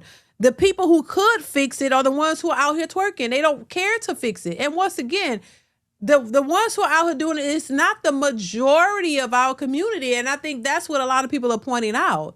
When they talk about the men leading, it's not the majority of the men who are out here doing it with the degenerate behavior. We are a small group. And it's not the majority of us doing that. And I think the ones that are doing it are highlighted and it makes it look that way. But if we're saying 54, them might be higher now, of men are single and childless, that is not the majority of young men out here who are making babies all over the place and women who are screwing everybody getting pregnant. That's the smaller numbers in our group. And I just think that that's the part that's highlighted, and those people don't want to change. And they're not trying to. If anything, when these conversations are being had, they have to want to change. They have to want to listen. Instead, they're saying bashing. Look how she approached him. Bashing. I don't think he bashed anybody. The guy on here, he's just saying his preference. His preference is not bashing. He's speaking on his experiences, and that's it. But they take it as bashing and putting women down. No, he made a decision for himself because of what he experienced. And I think a lot of these people are not taking that approach. You just want some, I don't know what you want. They want, I don't know what they're looking for, but the change has to start from within. It has to start from you. It has to start from the people around you. And these young women got to start to understand that having babies out of wedlock is not the fix. being comfortable with creating a life with somebody and not marrying them is a problem. They got to understand that it's important to have a 2-family household. Even if you say, oh, marriage don't work. Okay, we know we know that it works for kids, right? And before you create children and bring children into this world, you need to be able to have a stable relationship with the fathers of the children. And y'all, before y'all decide to bring children here, you need to create a union, get married, and then have those kids. If you don't want to have a broken home, don't create children first. But we're in a culture where it's okay and comfortable to risk your life to have a baby for a person that you don't even know that you're going to be with. And you don't even know if he's going to be there for the child either. So now the child is born into something that's already broken and you don't know how to fix it. And it's like they're looking for somebody else to fix it. But no, it starts at home. And if you don't, if this generation don't start changing how they look at relationships and children and families, then how is that going to work? It's not going to work because they're already indoctrinated into this independent, boss chick society. I don't need a man, but I want him. And I don't need a man to have a child, but you're not considering the child. And you already know, or you should know, that statistically, a lot of these children who are raised in these single mother-led households don't fare out as well. And so if you know that, why would you want to emulate that or create that? And so it's just not looking good because the value system, the values that are out there that are supposed to be in place are not aligned with what these people, how they think and what they see and what they believe. And so there's nothing anybody else can do if they're out of order and they don't understand what's important and they don't know what they should be doing. So you can't go around. It's too late. If they listen to Sexy Red, it's cooked. They're cooked. If you out here listen to a lady who named lip glosses after different diseases and y'all are shaking y'all asses and y'all doing all this to what's her name? Talk about scammers and boosting and all of that. It shows you what is important and what we value. And they look at it, oh, this is just fun. No, it's not. That's your representation. The Mrs. Leaper, thank you for the super chat, says, I'm raising 2 sons and honestly, I prefer them to date outside of their race due to the representation of Black women today. Child. And listen, thank you, the Mrs. Leaper. Thank you so much for the super chat. I appreciate you. But that's how a lot of people feel. And they have a right to think that way based off what they see. But you have Black women, a lot of Black women who don't see a problem with what they're doing, don't see it as an issue, but then get mad at people who decide to make better choices or different choices. You know what I'm saying? I always say, look, it's up to you to make the choice that you want to better your situation or your circumstances. I'm not mad at people's choices. There are things that I agree with, some things I don't agree with, but at the end of the day, I respect your choice and what you choose to do with your life because it's your life. That's it. And if you have a reason behind, if there's reasoning behind your choices and you say it, okay, I can't get mad at that, So, but they get mad at you making a different choice, but don't want to change their behavior. That's crazy to me. Thank you for the super chat. I appreciate you, love. Azul Maswala, thank you so much for the super chat. It says, every man should have standards as long as women agree and approve the standard. Chapter 1, Diary of a Sim. Right. If they don't approve of your standard, then it's a problem. Right. No. Right. That's crazy. No, they don't. And this is where men are these days. They're not giving a damn about what these women are saying. They're moving in a way that they don't care what women say, what they think. And I think as an adult, that's how you should move. You shouldn't, like if the only things that they're going to approve of is you being loyal to them, doing what they want, paying all their bills, paying for their trips and taking care of their kids, being a man who's okay with dating single, 4-time single mother. That's what they will approve. They will approve all the things that you shouldn't be doing. You know what I mean? So yeah, that's crazy. Thank you once again for the super chat. I appreciate you. Night Call 411 once again. Thank you for the support. Says Dee, look at Black women as the generation lost. Couldn't the same thing be applied to Black men as a reason/excuse for Black men's undesirable behaviors and actions? Where are their excuses? Let me read that again. So look at the Black women as the generation lost. couldn't the same thing be applied to black men as a reason or excuse for black men's undesirable behaviors and actions? I guess you could, or actions where are there excuses.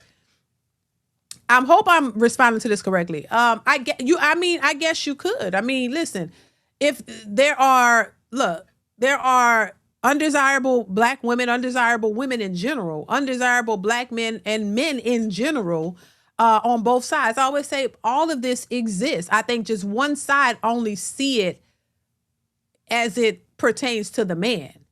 I think women don't see themselves, and women in general, honestly, it's really not just black women. Black women are just polarized the most. And a lot of this stuff affects our communities the most because we are a small group. But it's a lot of women who think this way in general of different races. But when it comes to our community, we're at a deficit because, we're just more polarized and we're looked at the most, and we're the ones who are blamed for anything that's degenerate. But it exists across the board. But I think all of this exists. It happens on both sides. I just think that women are more delusional and only see the fault of the man. And this is black women, white women. It's just women. It's all women. Honestly, they're either made to be selfish and to only see themselves as victims, but they don't see a man. They don't see issues with themselves. They only see issues with men. So it's like women are conditioned to see the fault of a man, but not see the fault of themselves. I do think there are men out there who have issues for sure. This is why I say we all need to work on ourselves. Nobody is exempt from having to work on themselves. I don't care how successful you are. I don't care you think you're the best man ever. There's still some things that we can all work on. But I just think, I guess the same could be said for the other side. No, there should be no excuses for anybody. I think, once again, we all have to work on ourselves. But once again, women want empathy and sympathy and want men to just see their issues and work with them, but they don't want to do the same for a man. I think that's the difference. A man has to be better than Jesus. He got to be perfect. He can't have any flaws. He got to make all the money. He got to have 6 inches or more, make 6 figures or more. He got to be 6 feet tall. He got to have it all. He can't be flawed. He can't have no trauma. He can't have nothing. He got to be the creme de la creme. And the woman, she could be 300 pounds. She could have, knots on her toes, knots on her knees. She could have fat, cellulite. She could have big neck, big back, 4 kids, 4 baby daddies. She could just, be whatever. But she's looked at as a 10, and he should accept her and her flaws and all. He has to be perfect, but he should be able to accept everything that comes with her, because guess what? If he can't love her at her worst, he don't deserve her at her best. This is the mentality. So while I think, and I hope I'm answering this right, I think both sides can have undesirable behaviors. I don't think I think men have stuff to work on. There are some men who don't understand women. There are some men who don't know how to work with the woman. This all is true for both sides. But my issue that I see is more women are more delusional than men.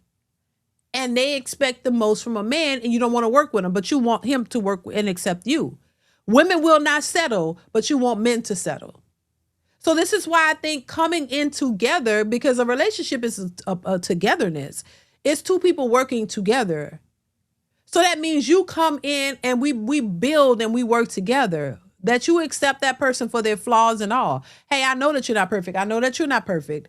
Hey, I like you. I love you to death. But you know what I'm saying? You might have everybody, most people in relationships have something that they don't like about the other person. But you love them more than the things that you don't like. So there's more love, and you can deal with them because you love them. It's like you love your child. Your child might go and tear up their room, and you like, damn, why you tear up your room? But you don't throw them out as a child. You don't beat them silly.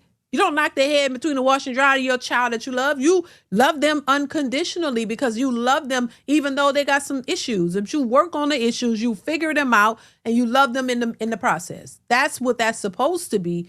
But for some reason, modern women don't see it that way. They see, I need a perfect man because I done been through some shit. You done been through some stuff because you created that. You kept being in relationships that you know you shouldn't have been in, or you dealt with people you shouldn't have dealt with because you cared more for them than they cared for you. And then when it didn't work out, now every man is trash. And now to make up for the choices you made and the experiences you had, now you need a perfect man and you ain't taking nothing. Even though you're still traumatized, you still got issues you got to work on. You still dealing with your past and your choices, but he has to be whole and he has to do everything right. No, it's the whole point is being able to come together in spite of those differences, that you love this person, that you've been around them enough, you vetted them enough to know that you love them and you want to be with them, even though, you know, some people love a man that smokes. Some women hate a man that smokes. But she married a man that smoked. Why is that? Because there are more qualities that are good about him other than him smoking. So she'll deal with him smoking because she loves him more beyond, you know, the issue that he's smoking, and she you know, try to get him to change or stop or whatever, but she loved them in spite of that. So that's to me a lost art. I think people don't want to deal with nothing these days. You don't want to deal with nothing. You don't want to deal with nothing. If that person don't do everything you want them to do, they don't want them. And you know, and a lot of times those relationships fall apart because eventually people get tired of trying to be this perfect person for the other person, and that person ain't trying to do nothing for you because they're entitled and they think that they're perfect. So what you find in a lot of these cases, women don't see themselves. You don't have any accountability. No self-awareness. You don't care because you didn't have to. You can be whatever, and a man's just supposed to accept it, but he has to be top tier. So yeah, it's just a lot. Pew Research 2023, 52 to 54% of black men are childless in the United States. 78% of black women are single mothers. Right. So that number still is 54%. Thank you, Night Call. I appreciate you. That's crazy. It's you know, it's just a lot going on that this is why I say women have the majority of the work to do, in my opinion. A Night Call says, I'm quoting a woman in the video you're playing. Oh, the woman in a video. Oh, okay. Let me play the video. Thank you, Night Call. Let me get back to the video because I be forgetting what these people be saying, y'all. I get to talking. Let's continue. And they're not tight fitting, like you said. Me, I dress classy, simple and classy. But that's what I had to teach my daughters. Well, who's teaching the other daughters who don't have a father? And that's what a lot of girls are missing. They didn't have a father to teach them how to be a lady and a woman from a man's side. My first date was my father. I want you to kind of, and I'm not trying to rush where you're going with this, but I want you to make a point, right? Because I'm hearing no fathers, I'm hearing generational women, I'm hearing nobody knows better. I hear all of that, but I need you to go somewhere with it so everybody can have a turn of speaking. The system broke it down to where you lost your women. We lost that generation. So they don't have no sense of who they are. That's just that. They go be who they think they should be, but not who they are. Okay, have you landed your plane? You done? Mm-hmm. Brother, what do you have to say about that? We gonna start with what Genesis said. God told Eve to not do one thing, and that's to not eat a goddamn apple. She played in God's face and ate the apple. I say that to say this. You can't tell a black woman nothing today. She's ashamed by nothing and offended by everything. Not all. So I disagree with that because let's go back to Genesis. Hold up, man. We let you go uninterrupted. Okay. We let you go uninterrupted, man. Brother, continue. God. You know why these young girls ain't got a father? Because they mother pushed the daddy away. God damn. Okay. These women are having babies for a come up. by way of using taxpayer money to receive government assistance. You know who the black woman is married to? White. She's in a polyamorous relationship with white Jesus and the white government. She divorced the black man for white Jesus and a white government. And that's why these babies is having babies and these little girls is running around fatherless. Let me tell you something. My own mother fell victim to this bull crap. And you know what I believed when I was a child? That my dad was the suspect. Then I got older and I talked to him and I heard his side. And I realized my mama was full of shit. I spoke to my mama about that. She repented. And now she's making amends with my father. And she has made amends with me for lying to me about my dad. How many black mothers can sit up and say they wrong for pushing the daddy away and lying to the children? It's a whole lot. So now, my turn. Let's go back to Genesis. Yes, God asked Adam and Eve to go into the garden because they had no sense or awareness of themselves and who they are. He asked not to eat from that fruit of tree. Now, if you want to say that, as a black man being into this world, you're supposed to protect me. So why didn't Adam protect Eve? Because the serpent came in and fooled Eve because he made them both think he did not exist. So understand that was first. So man lost woman, because remember, we made from man's rib. Why didn't he protect me? Because the man is my protector. That's my number correction one. is your protection. No. Man was put on this earth as my protector. That's why God pulled us from man's rib. Notice he didn't make woman from the head because he never wanted us to have domain over a man's head. And he didn't put us at the feet because he didn't want us to be stepped on. He put us from the rib so that man has someone that is made to be and complement him. That's number one. Number two. Woman did not start out by pushing the man out of the house.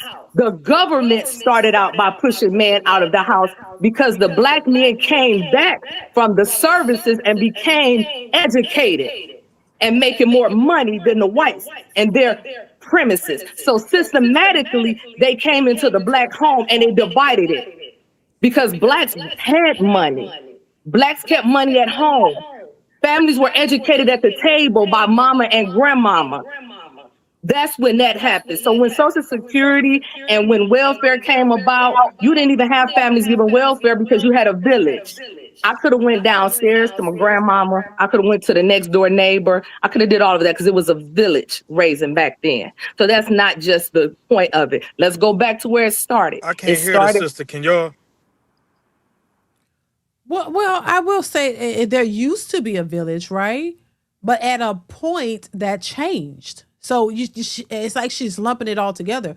There used to be a village, but then at a point it changed, where the next generation of women were told, if you need this assistance that you got a baby, you don't need the man because we'll help you. We'll give you assistance. We'll give you government housing, which is projects and Section 8 and food stamps and welfare.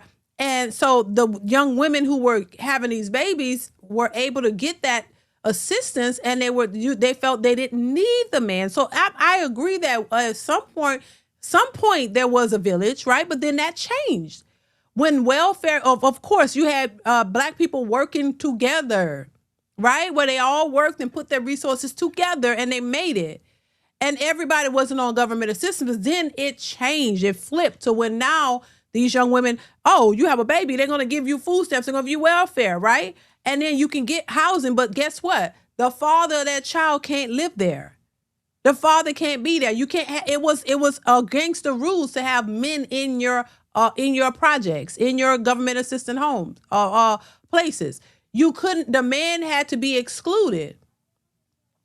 And also, if the father was living there, right, and he worked, he had a job, and if she had a job or you both had a job, y'all wouldn't qualify for the assistance. You would have to pay rent. So there are a lot of people to avoid not having to pay any rent where you live there scot-free.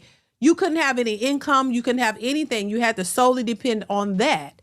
And that government assistance was not enough money to take care of the children that these people had, to be honest. It was never enough. So you're getting the bare minimum, but because you're getting it for free, people sat there for years and accept that because they didn't have to work for it.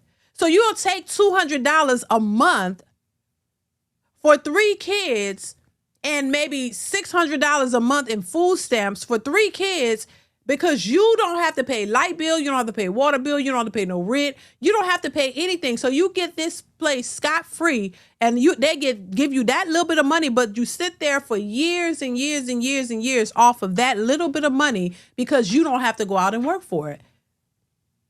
And the men were not allowed to be in there, but they still have them in there.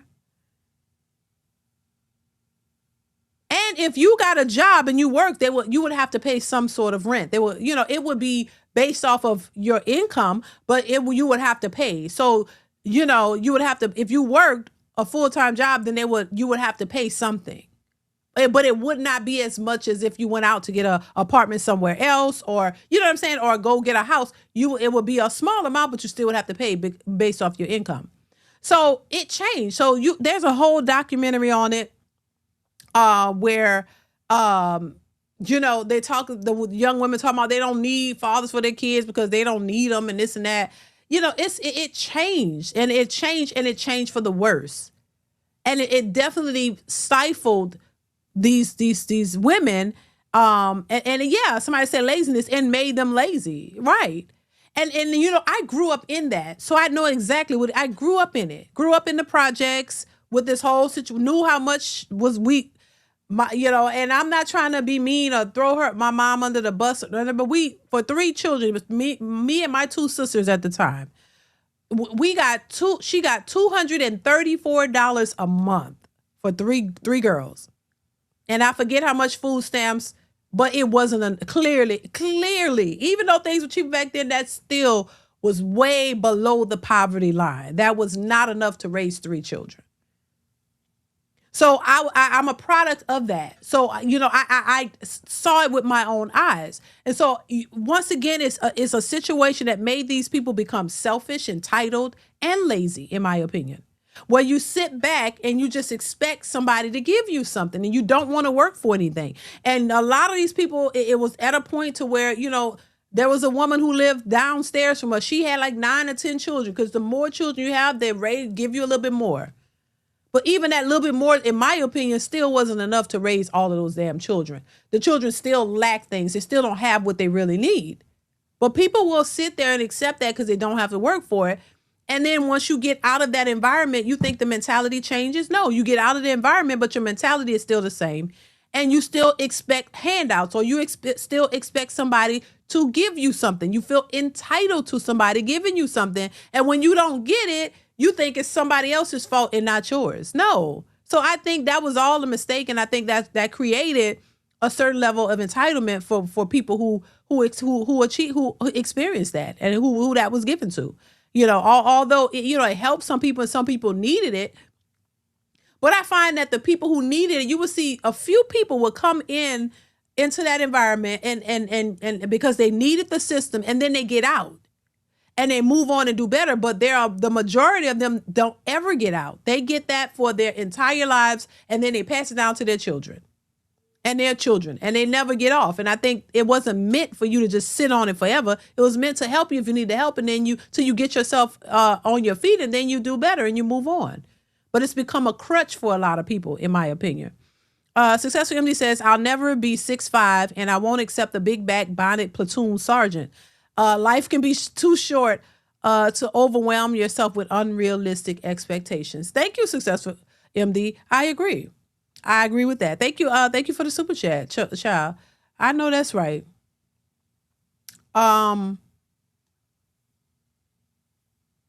Let's see here. I want to try to get through the super chats. JSU Tiger 07 says most of the children born in the Black community are made less than 20% of men.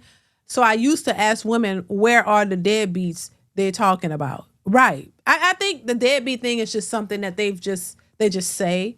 It's something, it's something that was said years ago and they just running with it. But I always say, listen, if you run around here calling black men deadbeats, then we got to look at your finances. We got to look at you. Because I find a lot of the women who calling men deadbeats be the broke ones, and some of these women don't be, they be the deadbeats themselves. You know what I mean? Sometimes they're projecting and they're calling that man what they actually are. You know what I'm saying? So once again, it's just a lot of this stuff is talking points that they use just to, put the person down. They don't really be factual. It's just something that they want to say, Thank you, JSU Tiger. I appreciate you. Nightcall 411 says, wait, I'm sorry I'm not the most religious person, but if God gave Adam and Eve a direct order, if Eve didn't listen to God, what makes you think Adam could convince or correct her any better than God? Exactly. I'm like, that's what I'm saying. You can't. You had rules, you had instructions, and you didn't follow it. How is that his fault? If she don't want to do it, then she gonna do what she want to do. That's the same way now. You can lead somebody to the water, but you can't make them drink. You could give you all of the information, but if you don't want to listen, nobody can't literally force you to do it. You have to make that choice for yourself. So, right. Good point. Thank you, Nightcall. I appreciate you. Azula Maswala, thank you for the super chat. Says she ran to Genesis to avoid accountability. Wow. I don't even listen to them when they start talking about the Bible and all that, because I'm not the most religious either. I tune out because I know this be full of crap. Like, come on, nobody should be talking. What's going on, Miss Sweet 25? Thank you so much for being here. They always want to bring up the Bible, but they don't be really following that Bible. And then they be having multiple baby daddies. Come on, that showed me right there. You don't believe that Bible. You're not following that. I'm just saying. I don't know what's her situation, but in general, they always want to bring up the Bible when you can't, when that's all you got, when that's all you got. Like, stop. Let's continue. Can you hear me? You can't hear her? No, can y'all hear? I can hear her. Yup, you can't hear her? So it started systematically. Hold on, Mika, come back. Mika, we're gonna take you down and let you come back. We're gonna let her come back, brother. Can you hear me though? Yeah, she spoke a lot of emotionalism. I'm listening to her. But let's let her come back though. Listen, We gonna let her come. It's gonna look like we jumping her if we do it while she's not here. Yes, sir. Yes, sir. You feel me? We nothing but gentlemen. We black gentlemen. We not jumping no female. We not yes, any of that. We gonna let that young lady get back up here and get what she got coming to her. Everybody on Instagram, brother, I'm glad you came, boy. I'm gonna talk to you after the show, boy. You was ready. Yes, sir. Because I asked you. I said, now you sure? What I say? I said, you sure you want to come up here and do this? I see you were. Say less. You can hold your own. I'm proud of you, brother. Yes, sir. Not many men can do what you just got up here and did. Everybody, yes, she'll be back. Everybody on TikTok.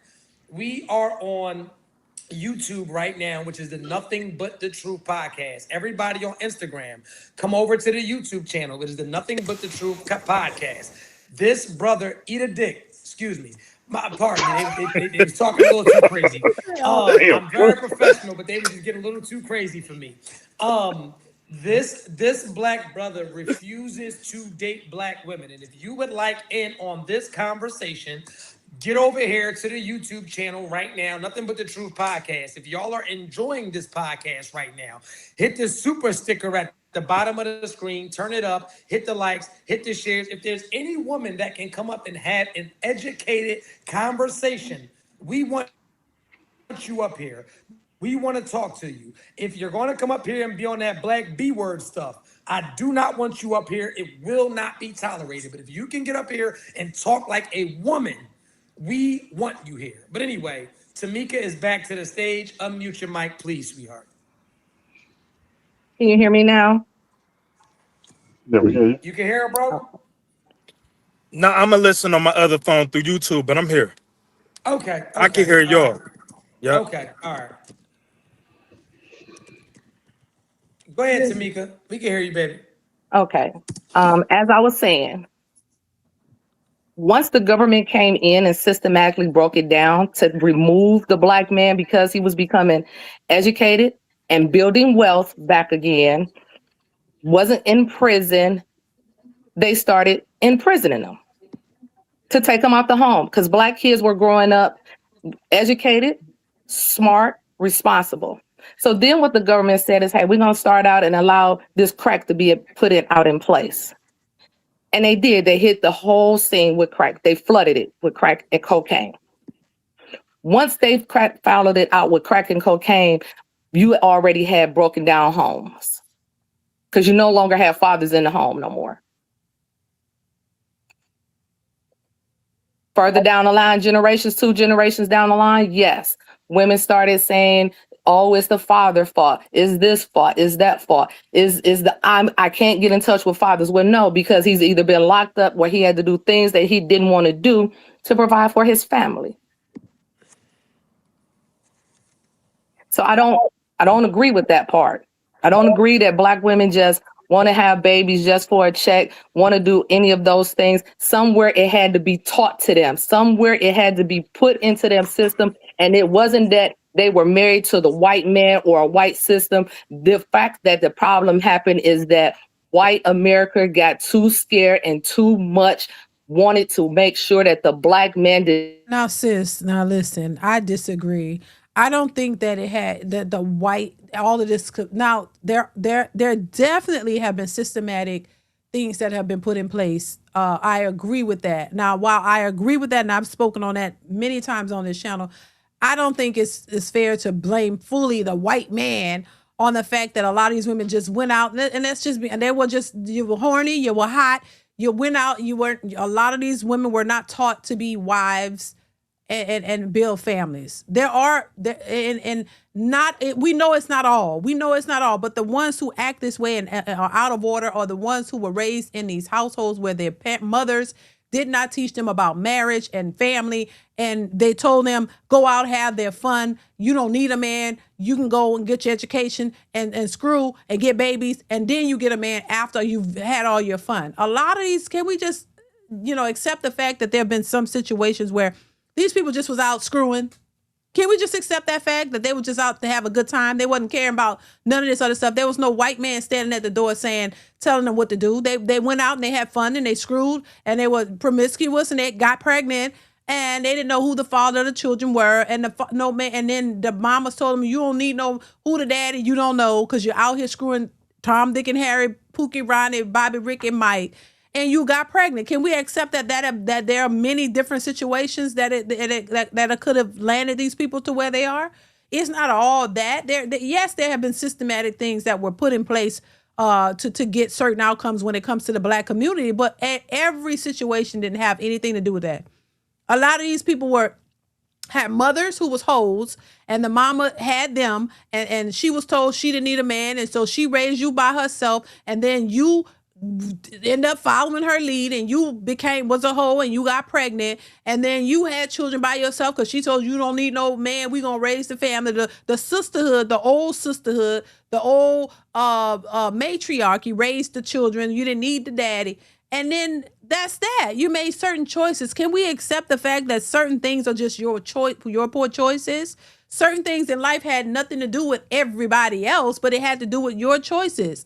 You know what I mean? And so once again, it is like a way to escape accountability. Everything, you can't blame everything on the white man. You can't blame everything on everybody else. And I think that's what is always the outcome. Like, you got to take some accountability that you made some poor choices in life. And this is why you're where you are. Bottom line.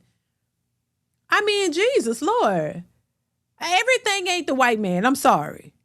JSU Tiger 07 says CBS News did a documentary on welfare back in 1986. Exactly. We saw that.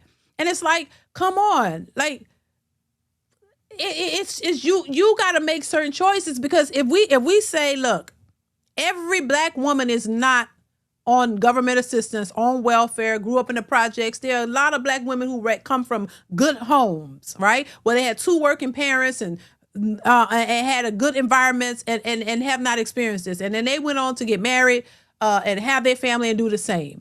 That's not everybody. So we can't put everybody in lump everybody in one group, but we got to acknowledge that it's not always the systematic issues that cause you to make all of the poor decisions that you made in life. No.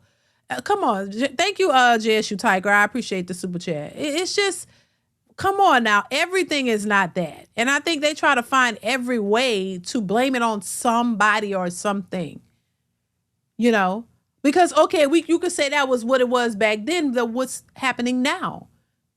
Nobody is holding anybody back. Why are these people making the choices that they're making now? And who's to blame for it? It ain't them, it's somebody else now? Still? Do they never learn anything? You could be young and dumb, but you never could get older and wiser? So it's just young and dumb forever? Come on now. That ain't adding up. Did not retain the power that they have. Because there's a lot of Black men that have went to jail and caught felonies that are some of the most smart, the most articulate, the most entrepreneurs out here that can build with their hands and everything else. But you want to hold them back because they have a felony. So how can they provide for their families? Okay, well, what about the men who don't have? There are a lot of Black men who've never been to jail. A lot of Black men who have never gotten a felony or any of that. So once again, it's about your choices. Every Black man is not a felon. So while, you know, maybe what she's saying, I guess, or what she's referring to is maybe there are some men who have made some bad choices and then they try to turn it around and all of that or whatever. And, you know, but the cards are stacked against them or whatever. But there are a lot of men who have made some mistakes in the past, just like anybody has made mistakes, and they've learned and they've put in the work to do better. They've made themselves better. So even if that's something you did in the past, you can get past that. I'm pretty sure. You don't just have to stay in that situation. You redeem yourself. You do things to get better, right? And they move on. There are men who have been in a bad situation of found themselves, doing things they know they shouldn't have been doing, and they end up going to jail for it. But then they've redeemed themselves and turned their lives around. Hell, some of them became lawyers and doctors and stuff like that. So you don't just stay there, and nothing is still holding you back. There are steps that you can take to better yourself. I believe there are. So I don't think that should be an excuse. I'm just saying. Let's continue. How can you teach anybody to do anything when you taken away for the smallest thing and put you back into society and tell you what you can't do? See, I'm not just one of those ladies who sit up here and say, oh, this side is good, this side is good. I look at it from both sides. I love my brothers and I love my sisters, and I'm on the front line. I fight every day. And I like them to know, because you went to prison doesn't mean you can't go further. Does not have to define you. But I think a lot of men know that, and I think a lot of men, like we're seeing here, have not had to go through that. Didn't make the poor choices to end up in prison. I think there are a lot of men who just didn't choose that route. Okay, so why are we focusing on? We know that, hey, if you've made some poor choices, you still need to be accountable for your choices, and you do better. Some of them don't do better; they just keep doing that because that's what they want to do. But we know that, hey, you can do better. I just think, why are we always focused on the ones who are making bad choices when there's so many men who are making good choices? Let's focus on the Black men who are making good choices but can't find women who have made good choices so that they can match with. That's the real issue. Successful MD says it's all personal choice and zero accountability. Exactly. And that's what I think is the problem, Successful MD. Thank you for the super chat. Yeah, I mean, it's like, this is not about, we know that you can make better choices, but we all have to make better choices. Same with the women. What about the women who have made poor choices? And now for the men who've leveled themselves up and made better choices, they don't have suitable women to marry and build families with. That's the point that I'm focused on. Let's continue.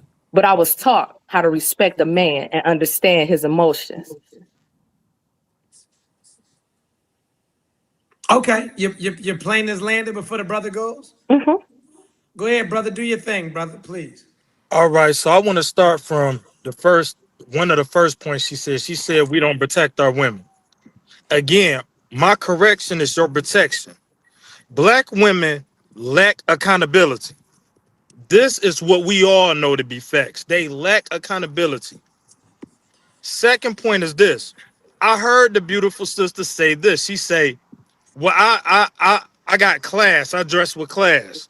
Well, if you listen to Sexy Red as a black woman, you do not have class. On her song, I'm looking for the hoes.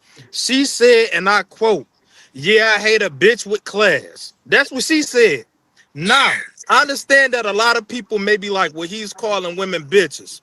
I'm sorry. I thought when you called yourself a bad bitch, it was fair game. Yeah. Cause you don't hear men around. Me and Truth and a brother, we ain't calling ourselves bitches, so therefore it's not permissible. We understand that there's consequences behind the exchange of words among each other as men, but y'all call each other bitches. I thought it was cool. So it's cool for y'all to call each other bitches, but it's not cool for me to call you bitches. I'm confused, right? So listen, when I said that women kick out the father for the government, these are facts. When we go on Instagram, we see black women, no other race, black women saying, put that nigga on child support. Mm-hmm. This is what I seen it this morning. 3 black women say, put that nigga on child support. Now, if you ask a black woman, you say, do you know how to get a man? Of course you know how to get a man. Her pictures got her booty out. I'm a man. I'm go fuck, right? Pardon my language, true. I'm go fuck, but can you keep them? No. See, you could get them by way of your physical form, but you can't keep them because y'all not even doing the research and investigation to make love to his mind. Y'all just think fucking a nigga or feeding him a hot pocket and some ramen noodles is how you keep a man. That's not how you keep him. See, when I was growing up, women actually invested in a man's mental state, emotional state, as well as his physical and his spiritual. Y'all don't do none of that. What do y'all think about what he said? Not the hot pocket. Lord have mercy. I haven't had a hot pocket in God knows how long. Oh my God. I don't think, oh my God. Haven't had a hot pocket in like 15 years. What? Mercy, Lord. But he said a hot pocket and ramen noodles. Damn. But he right though. You know, this is why they get frustrated. Like when you say, oh yeah, you get a man for sex, but you can't get a man for a stable relationship or commitment because he don't see you as that. He see you as a screw buddy, you know, a fun time, fun girl. You know, he don't. These men ain't. And then when you talk about Meg Thee Stallion, Lord, that man Clay, that was he wanted a piece. He wanted some of that hot girl hottie. He didn't want her seriously. But this is what a lot of women are experiencing, but they don't want to change their behavior. You want to see it. You see it something. Oh girl, you know they be bragging on TikTok and whole talk about how they can get the men so crazy behind their bodies and all this kind of stuff. But yeah, they so crazy behind your body, but they won't commit to you, and then they'll ghost you afterwards. So it's like how crazy are they behind you? That's if you want to believe that, they're gonna let you believe that. Men are not stupid. This is what I keep saying. A lot of times I've been saying is women for years thought men were dumb, but they're not. I think women are delusional and they really are thinking and feeling too much. And you're thinking and feeling yourself in a kerfuffle. And you think that the men are dumb? No, they're not dumb. They know exactly what's going on. They're going to let you talk, let you think what you want to think while they get to cracking and crack. And then they think you whack. But they're not going to tell you. See, that's the thing. This is why I think a lot of women want men to be emotionally intelligent, right? All they want you to do is start spilling your guts and telling all your feelings so they'll know how to manipulate you. And men aren't that stupid. Men understand. They men ain't gonna go tell you what they really think. They're gonna continue to lie to you because y'all believe the lies anyway. They're gonna continue to tell you what you want to hear and make you think what you want. If you think and he gonna get what he want until he done get what he want. And then when it's not a commitment, not a ring, he don't take you seriously, he ghosts you, then y'all mad and y'all feelings and wonder why they do this to us, because you let them? Because you don't know any better?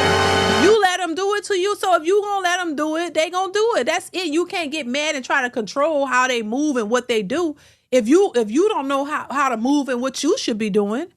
Because if women move the way they should be moving and are not allow this, these men won't be able to do that. They wouldn't be able to finesse you or play you, the ones who are out here doing that. They wouldn't be able to do it if y'all really moved with your real true power. A man would not be able to take advantage of you and ghost you and get your body. But you play right into their hands and then get mad because you got. That ain't their fault. It's your fault because you let them. You don't know any better. You didn't have a father to teach you the game. Your mother didn't teach you nothing. If anything, she catered to you doing what you're doing. And so now you just mad because you're wondering why they do that. Because you let them. That's all. I remember, DeeDee, my earlier super chat about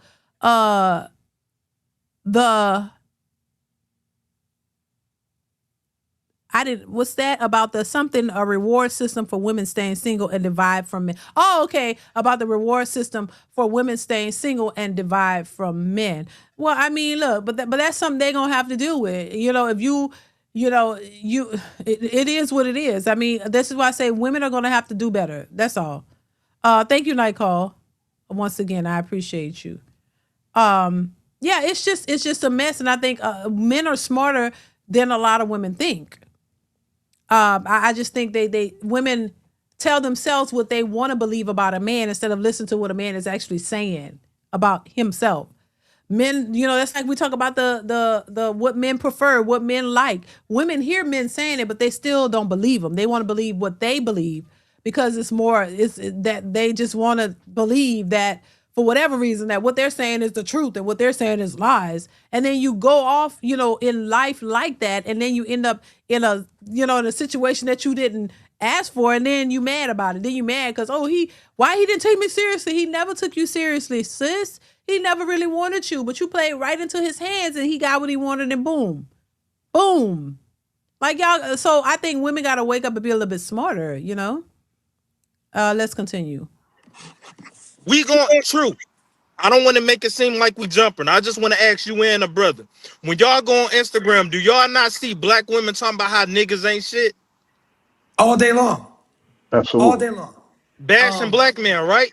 Yes, sir. Absolutely. Even the sister shaking her head, she agree. So how can I protect you when you bashing me? That's just like the sister that died saying she looking for a soft life, right? She want to be put in her soft era. Y'all seen her go to the white man and what he do? Kill her.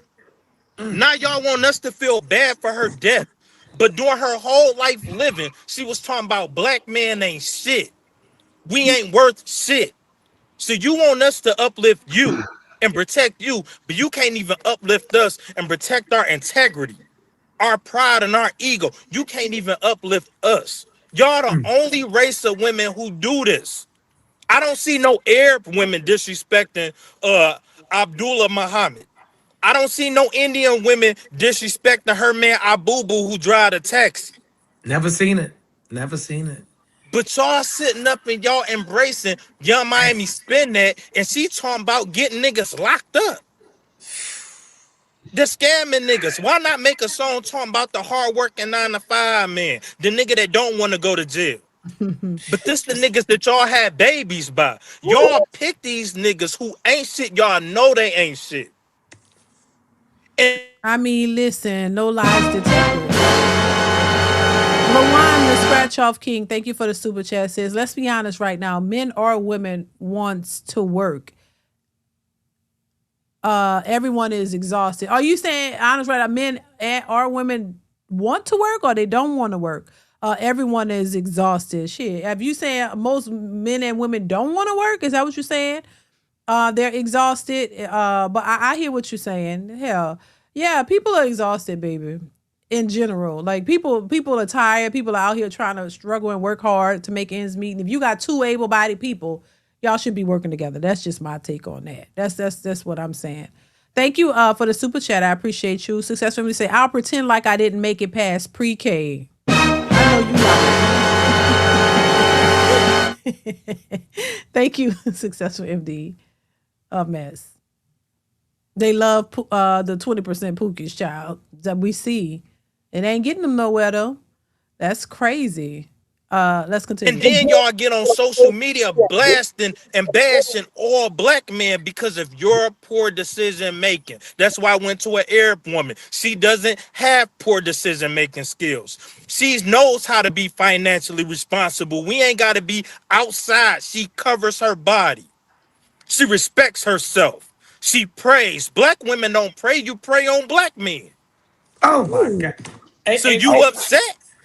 hey, brother, give me a second. Hold on, because All right. Tamika, thank you so much for coming up. We appreciate you. You were marvelous. But we got to get you a better opponent because she's done. I see a lot of women in the comments, but you're not coming up here showing face. This brother got A1 dialogue. This is what y'all want. Y'all want to have.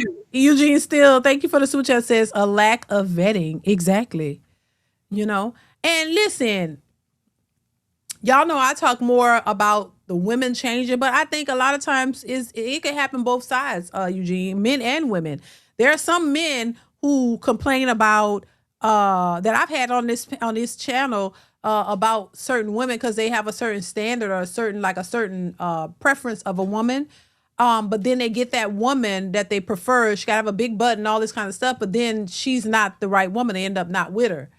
And then I always pose the question of like, well, would you be willing to take a woman who doesn't have all the requirements that you would like in a woman, but if she provides you, all of the other things that you want in a woman, but she doesn't look quite like the way you want, she doesn't have the shape that you want, would you accept her? But there were a lot of men who said no, they want what they want. So that's where I compare it, because I'm like, hey, now if we gonna get on the women about 6 feet tall and all of this kind of stuff, then men gotta understand too, there's certain things you gotta sacrifice for what for what you want. If that's what you really want, like if you want, what's most important to you? Are you willing to sacrifice looks and body for a woman who's submissive? She cooking and cleaning. She you don't have to worry about her being outside. She dressed appropriately. She loves you and she show you love, but she's not an 8 or a 9, or she ain't a 7. She like a 5, but she don't have a big booty. If that's your preference, whatever your are you willing to forego some of your preferences for the woman who has the things that matter? And there are a lot of men who won't.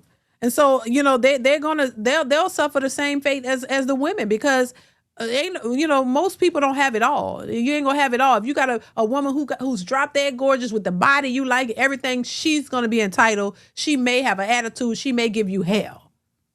She may. I'm not saying for sure, but I'm saying typically women who are beautiful and they know they are and they got the pick of the litter, they're going to have a certain mentality. They just are. And if that's what what I'm saying, you got to know what you want. So I just think vetting is important for sure. But you got to make sure you're vetting for the right reasons and the main things that matter to you.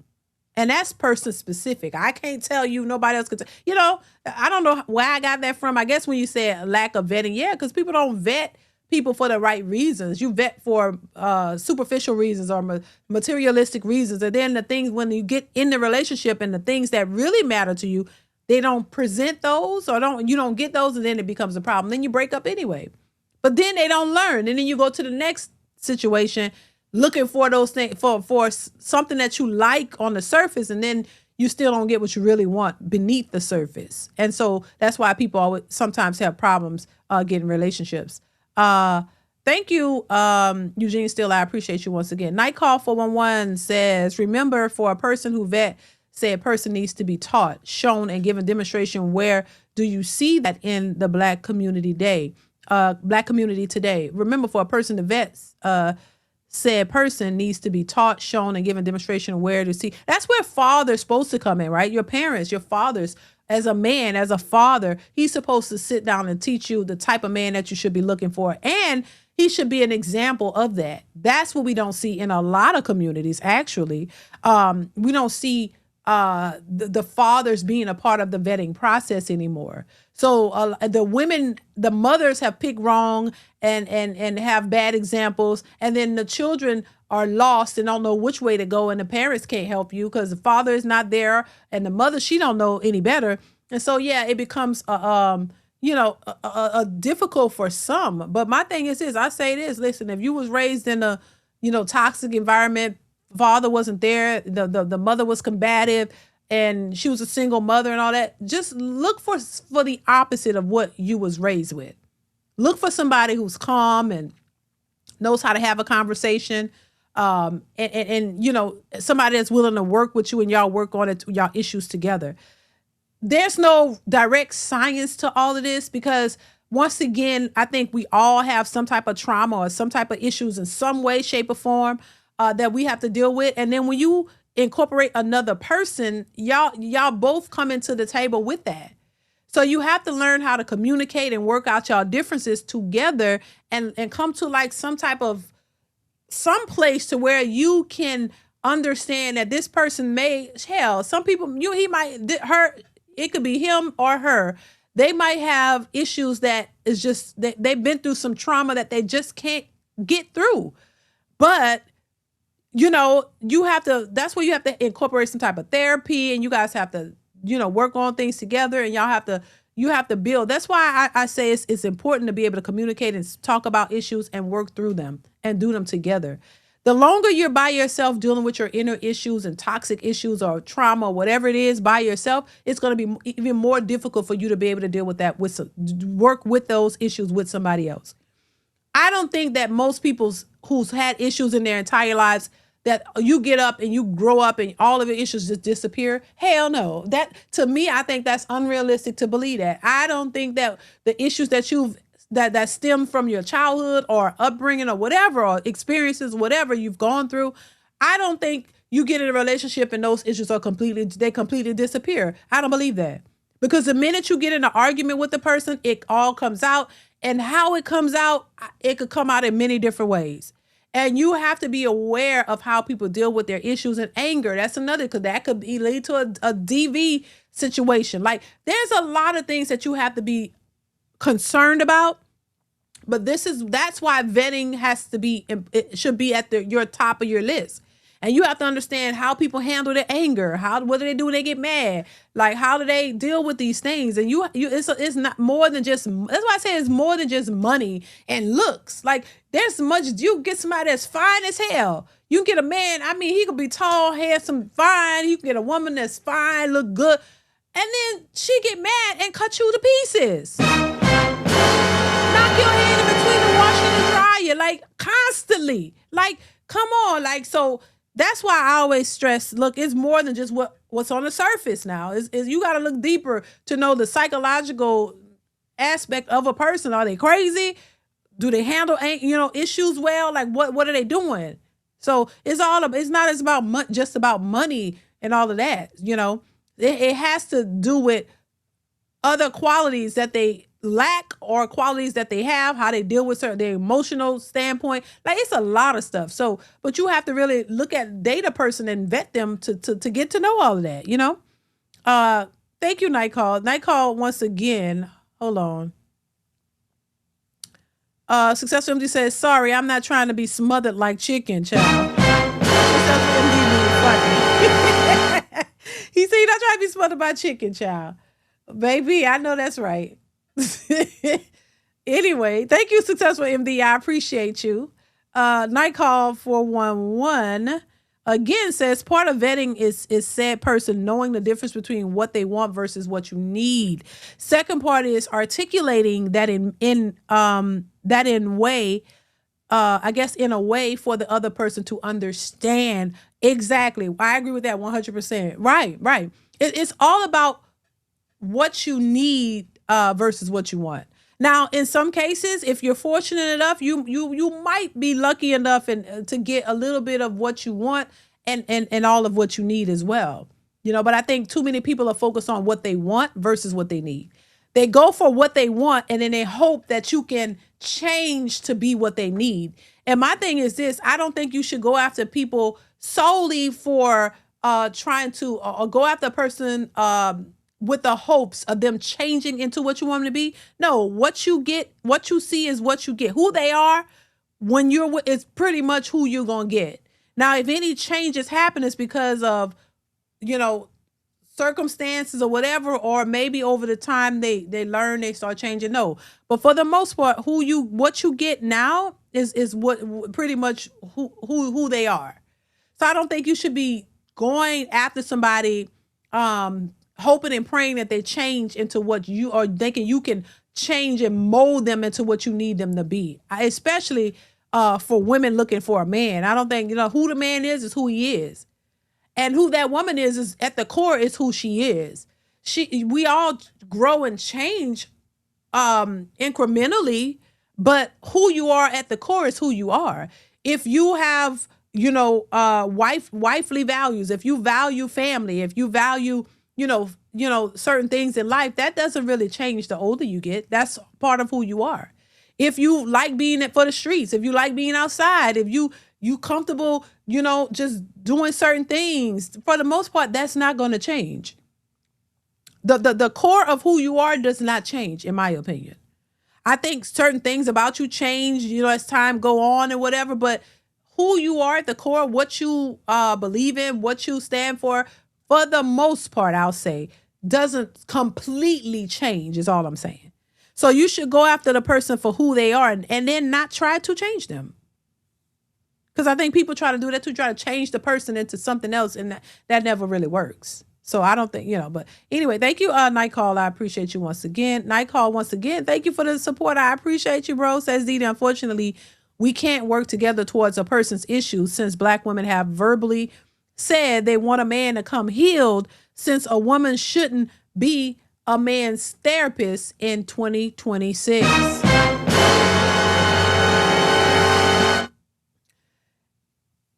They want a man to come healed, right? And so that's the problem. They don't want to work with a man because they don't want to deal with nothing. A lot of people don't want to go through anything.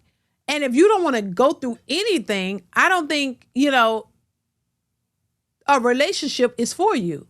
And when I say go through something, I don't mean like it has to be toxic. But you got to experience, life is full of ebbs and flows. You in a relationship with a person, they might get sick. You got to help them out. You got to do things to help them get better. You got to, they get sick, they're in the hospital. You got to be supportive. You got to be there. Same way if something happens to you, you want them to be like, life has these things that are out of beyond our control that happens. And when you're doing life with a person, you're going to go through those. You're just going to go through them together. You're going to still go through them, but it's a choice that you make to go through them by yourself or either with somebody. So, once again, I just think a lot of people don't want to go through anything. You want everything to be so easy and everything just to be on easy mode. And it's not always like that, so fat people are toxic. Thank you, Nightcall. Successful D. Why you say fat people are toxic too? Oh my goodness. Y'all a trip. Thank you, Night Call. I appreciate you. Yeah, but this is part of the reason why it's not working, because they don't want to go through anything. They think their life's supposed to be perfect, even though it hasn't been perfect. But they want a man to make it perfect. But they're not willing to do anything for him. This is why when you say, "What do you bring to the table?" they crash out and fall out. That's a mess. Thank you. Let's continue. These conversations, but he's saying some really valid stuff. Let's move on. I want to get to this woman, you guys, that came up, because her conversation, and then there's one that crashed out. We're not far from it, but here we go.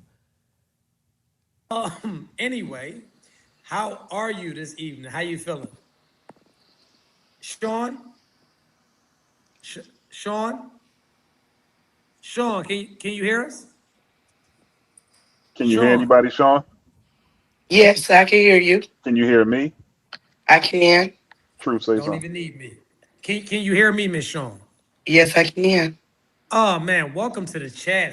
Where are you calling from, Miss Sean? I'm from Charlotte, North Carolina. Okay, cool. And how old are you, if you don't mind us asking? I'm 57 years old. Oh my goodness. Married, single, divorced? What you got going on? I'm divorced with 3 grown children. Okay, cool beans. And what's your issue tonight? How you feeling? What's on your mind? I don't have an issue. Young man decided that he wanted, I heard him say he dated an Arab woman. And that's fine. I don't care. Just like I have a son. Mary. You could date whoever you want, marry whoever you want, love whoever you want. But the only issue that I have, you say y'all women. All women are not like that, young man. All women are not like that. I'm from the old school. I'm not like that. I don't twerk. I don't even know how to twerk. I don't know nothing about no sexy red. See, this is when if it doesn't apply, let it fly.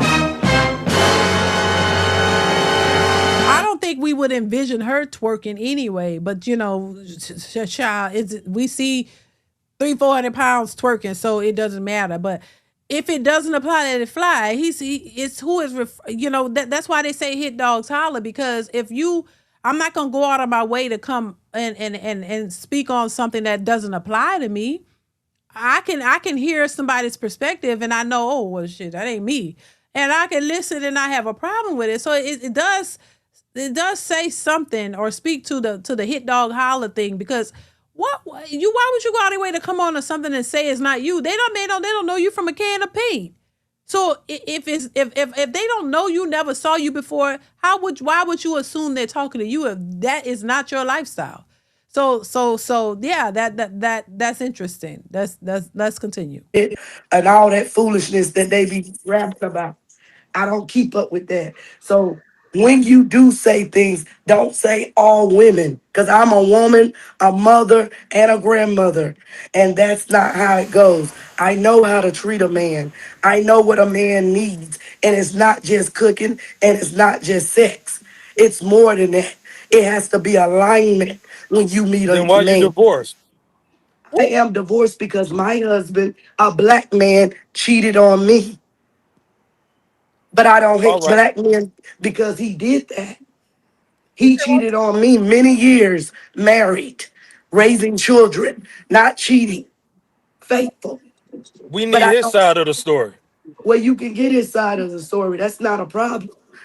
It doesn't matter. I did not cheat on him. I have no reason to cheat. I'm from the old school. All I'm saying to you, it seems like somewhere down the line, a black woman hurt you.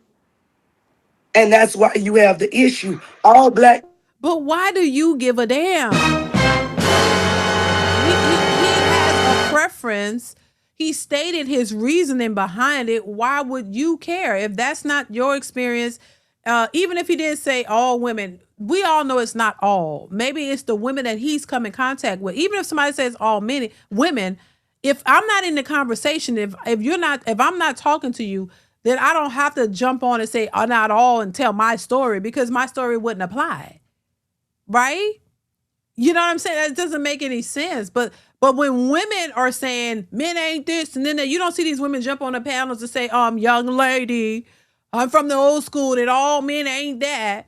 They don't do it when it refers to men, but they expect men to do it, to say it when they're talking. But women say all day, men ain't this, they're the bottom of the barrel. And I don't never see a bunch of women come out the woodworks with their bonnets on saying, girl, now come on, I don't say all.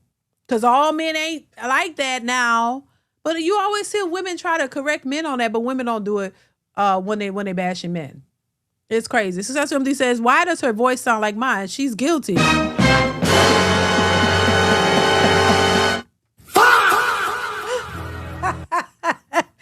She's wait, where's my hold on.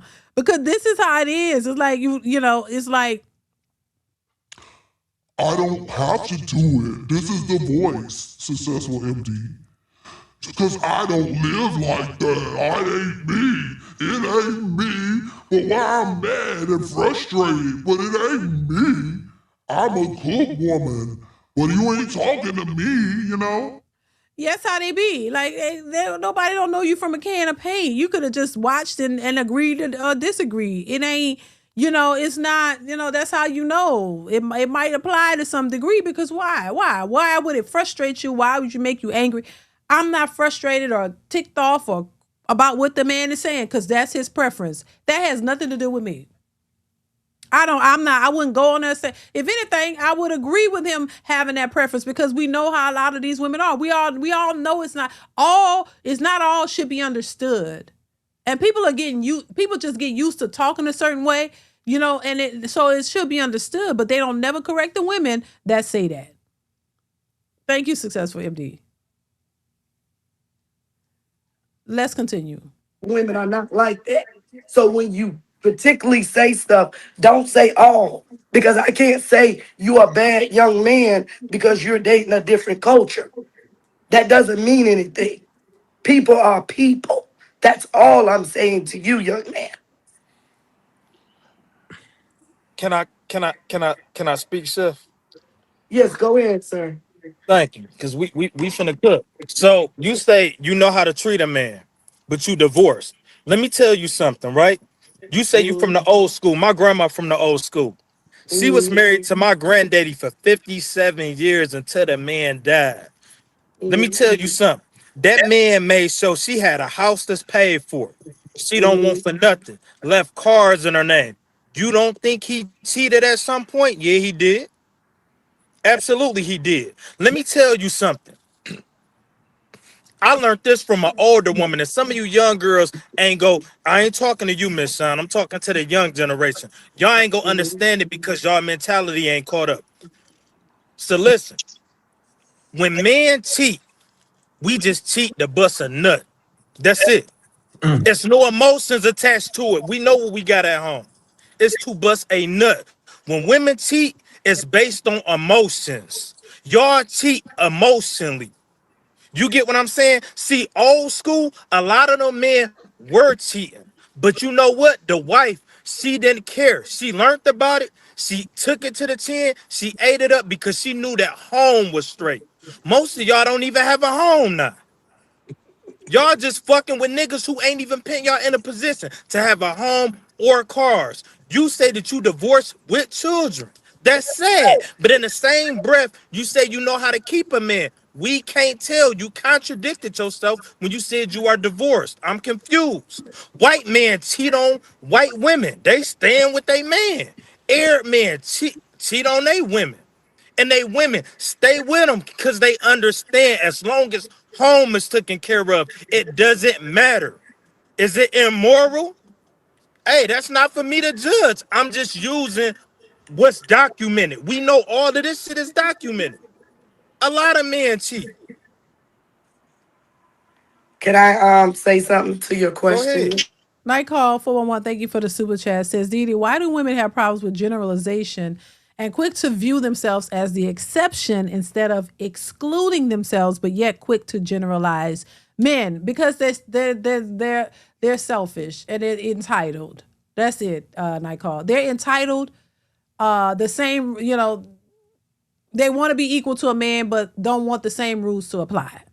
Bottom line, you want to be able to do what you want and get a pass and an excuse, but for a man, there's no excuse. He's a man. He's a grown A man.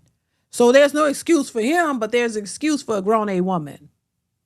That's all. They want it. They're entitled. They're entitled to want to make excuses for themselves to keep doing what they're doing, and nobody hold their feet to the fire. No accountability whatsoever. But a man has got to be held to the brimstone and the fire, and he can't ever make no mistakes. It's a selfish mentality. Night call. That's all I can say. It's a selfish entitled mentality. That's it. Right. And look, Ultron online says wife cheated back then with the milkman, but they don't never talk about the women cheating. They don't, this is always a man cheated. They don't never talk about themselves and the women that cheat, even to this day. So once again, it's a selfish, entitled mentality. Thank you, Night Call. I appreciate you once again for the support. Let's continue. First of all, I didn't contradict myself. I said I know how to treat a man. I did not cheat on my ex-husband. He cheated on me. I am from the old school, but what I'm not going to do, I have self-esteem. I'm not going to sit up here and let you cheat on me and think it's cool or run these streets and sleep with Lottie Dottie everybody. First of all, yes, they did back in the day used to cheat. I know my grandparents, my grandfather, they used to do it all the time. And my grandmother stayed right there. You're absolutely right. But I was born in the 60s, young man. I'm not going to go for it. And I don't teach my daughters to stand for it either. You can walk away. And as in these young women, I don't know what they're doing. But when I got a divorce, I have a big home. I have a businesses, matter of fact. So I didn't leave broke. So I But don't let know. me ask you this: what Hold did you on, have sweetheart. prior to you Hold meeting on. that I man? didn't interrupt you. What All I'm right. telling you, young men, young women do that. I'm an old school woman. Even though I'm divorced, yes, I am. And all my children are very successful, never been arrested, not one time. But I did what I needed to do. But I'm not blaming all black men. I can't blame them. Now, do I want to get married again? No. I'm too successful. Why would I want to marry someone and And I'm sorry, I'm not trying to be disrespectful, but too successful, that ain't got nothing to do with her being married again. There's other reasons why she probably won't be married again. I'm just saying, it's not about you being too successful. That might be part of it, but there's some other reasons why, there might not be another marriage. I'm just saying. Successful MD says, call me stupid, but a person can't cheat alone. Right. Thank you, successful MD. I appreciate you. Let's continue. then they come in and do something different? I don't care about that.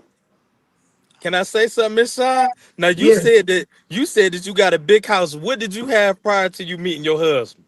I had a house, sweetheart. Always been a go-getter. Watch this. Always, Watch. But always did been you a have go. that big house or did you get that after the divorce? We got it together. Hold on. So if you got it together, why ain't y'all sharing it together right now? But you see, I'm gonna tell you like I tell my students, put on your listening Just ears. answer the question. But I am asking the question. Don't cut me off, sweetheart. Don't be rude. Put on your listening ears. I told you my ex-husband cheated on me, so therefore I kept the house. He went and left with his mistress, and they're living together. I still have my home. I still have my businesses, and I'm Do doing he have very well. access to the home, Miss Shaw? I No, have a he does. question. I have a No, he Oh, does question. go ahead. not. I got a question, Miss Sean. He moved into a smaller house, didn't he? Yes, he did. Successful MD. Right. Sounds like she made a come up from the divorce. And isn't that what a lot of y'all say? That's typically what happens, right? Because the women want to leave and then they take everything from the man. That's typically how they come up. But a lot of times they don't really tell you that's how they got their businesses and their startups and all that, but it was from the divorce. So listen, it is what it is, child. Thank you for the super chat. Let's continue. Yes, he did. I knew truth. I knew it.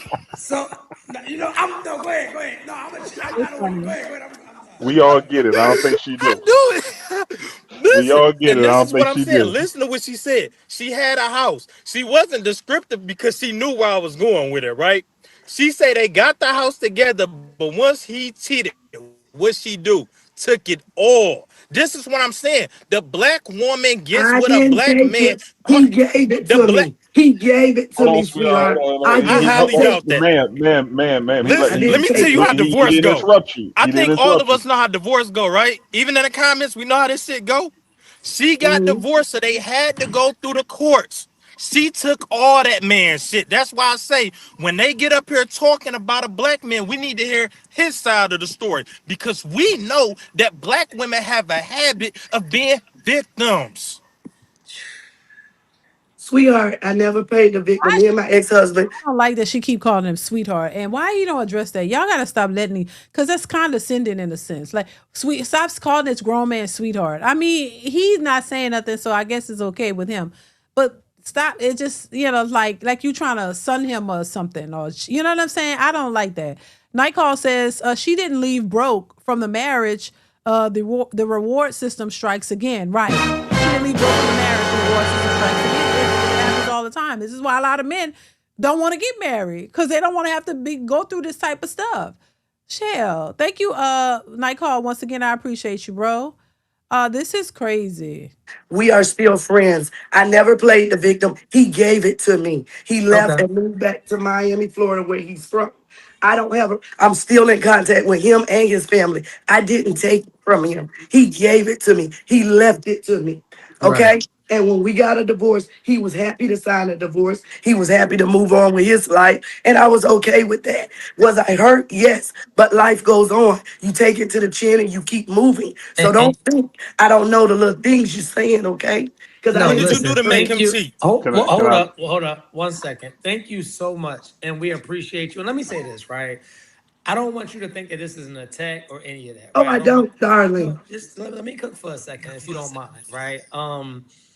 We respect women up here. This is my platform. I counsel thousands of women. This is what I do. I go state to state and counsel women and deal with women and uplift women and men, right?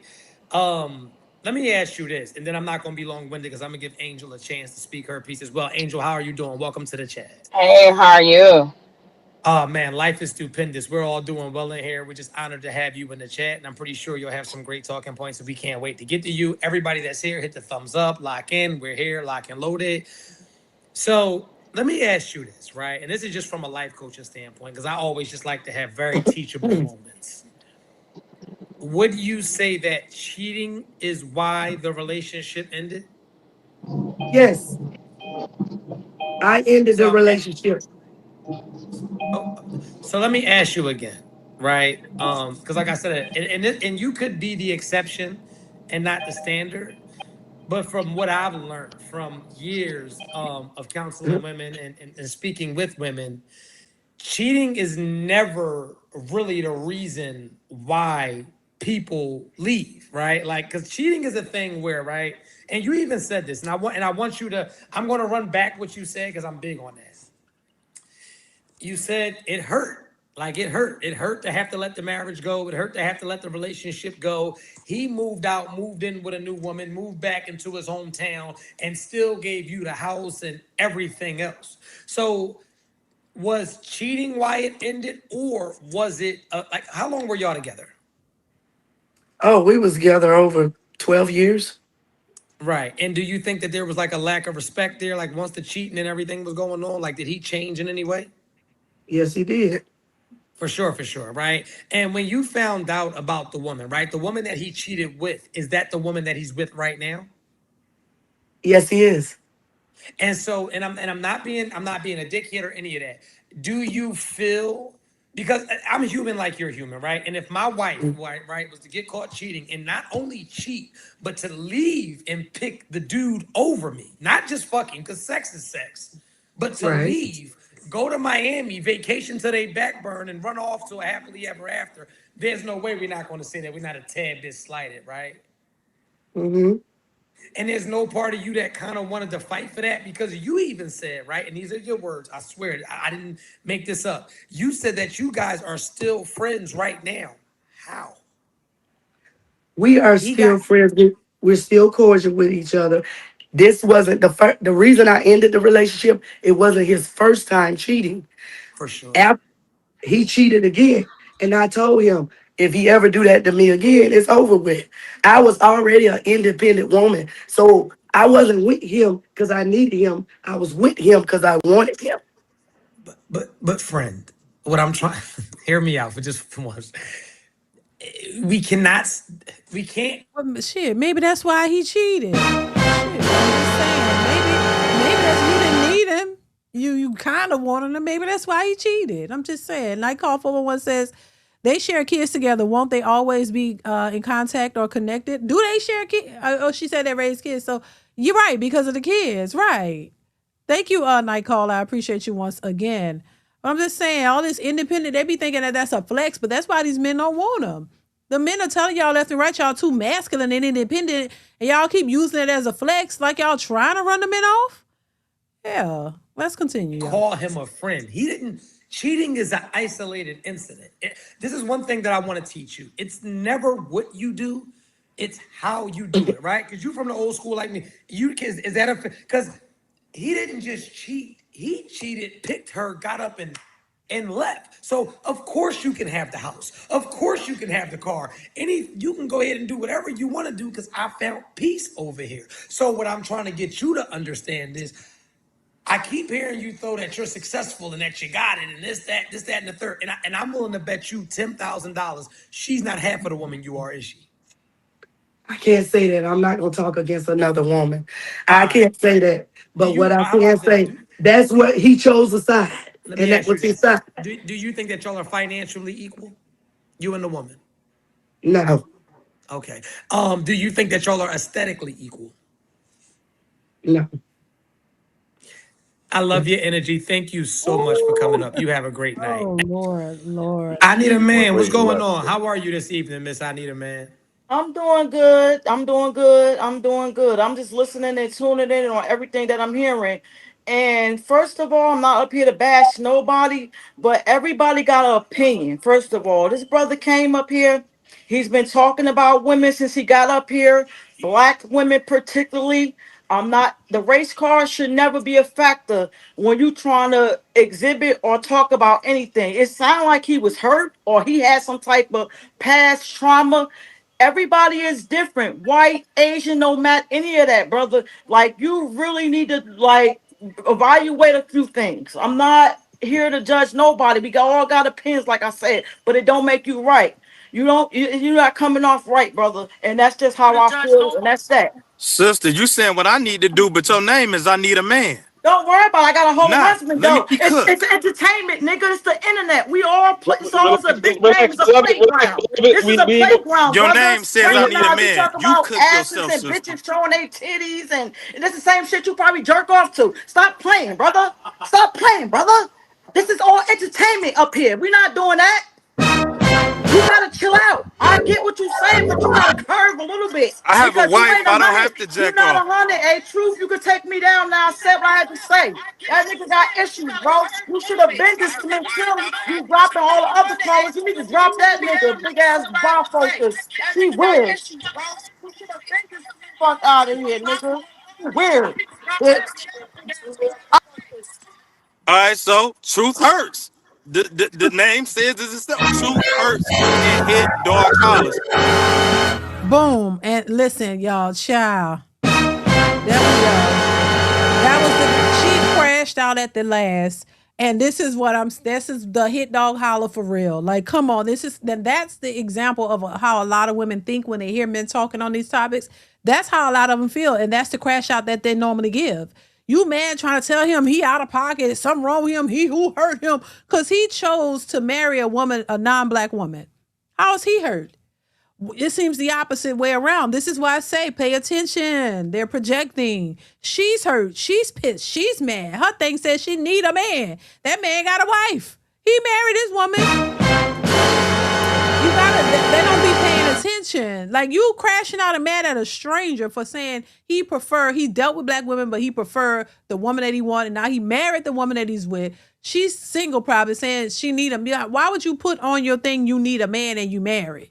Huh? Does your husband care about that? Why would you? I need a man and you got a husband. Like that's disrespectful to the husband. So once again, it's the women complaining about men but they don't see themselves. Y'all are doing the exact same thing that you're trying to, say that the men are doing. So once again, she proved the point that he's saying right there and called him out his name. I don't feel he disrespected anybody. She's came on and disrespected him. Talking about he got bifocals and this and that and all this kind of stuff. What? Like, come on. Why are you so mad? Why are you so mad? Why are you so mad? Why are you so mad at somebody, a stranger's choices? That's the part that I'm tripping. Like, sis, why are you so mad? You don't know this man from a can of paint. He can't have a preference?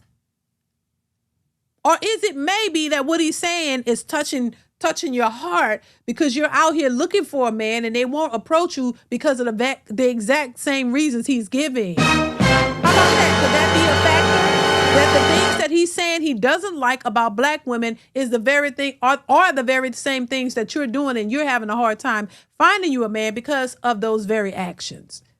That seems a bit more logical than him having problems and he got issues because he got a wife. And if these men are always such a problem, why they can go and find any other women outside of black women, why they can go find them a woman and get a wife when a lot of these women are struggling trying to get husbands? That's very telling right there, right? But this is why I say a lot of women are cooked. I think a lot of them are in their own feelings. You're in your own way. You are the reason why you don't have the outcomes that you're looking for, and you're steadily blaming it on everybody else. All I'm saying, stop blaming everybody else and look at your damn self. You got to be responsible for you and accountable for you and your actions. And if you can't do that, that's going to make it harder for you. So nobody else is holding you back. Nobody else is stopping you from getting what you want. The person that's doing it is you. Look in the mirror, look at yourself. slap the piss out of your own self and say, wake up. Because you are your own problem. You are in your own way. That's all I'm saying. That's all I'm saying. But anyway, y'all, I'm going to wrap up here. Listen, shout out to everybody in the building. Shout out to everybody watching, everybody who supported the channel or supports the channel. I appreciate you so much. Shout out to everybody who liked the stream, like it on the way you're on your way out. Shout out to everybody who supported via Super Chat or Cash App. I appreciate you guys so much. You have no idea. It definitely helps to help grow the channel, you guys. So make sure you are continuously supporting in that way. Also, if you are new here and you like the content, but you haven't subscribed, it's free to subscribe. So hit that subscribe button, you guys. Also, make sure you are supporting by watching the videos that are posted on the channel. I post at least one video every single day. So make sure you are watching those videos and at least leaving a comment just to let me know it's real, you guys, and hype them up as well. So shout out to y'all once again. I appreciate y'all for being here. Listen, I will be back really soon with another live stream. Make sure you have your notification bells clicked to on so that you'll never miss another live stream or videos, right? Thank you, Hustle the Great, and thank you, Classy, for being here. Frank G Life, what's going on? I hope you guys have been great, and thank y'all so much for being here. Shout out to everybody once again. Night Talk, everybody in the building, Successful MD, everybody, you guys. Thank y'all so much for being here once again. I appreciate y'all. Successful MD, thank you once again for that. Y'all be putting the super chats at the end, y'all. When I'm wrapping up, sometimes I miss them. Says now the wigs cook their brains into jerky, child. There he go. Thank you, Successful MD. I appreciate you. Thank you, Lorenzo. I appreciate y'all. So thank y'all once again for being here, you guys. Y'all be safe out here in these streets. And I will catch y'all in the next one. I love you guys. Y'all be safe. Stay tuned. Mwah. Bye.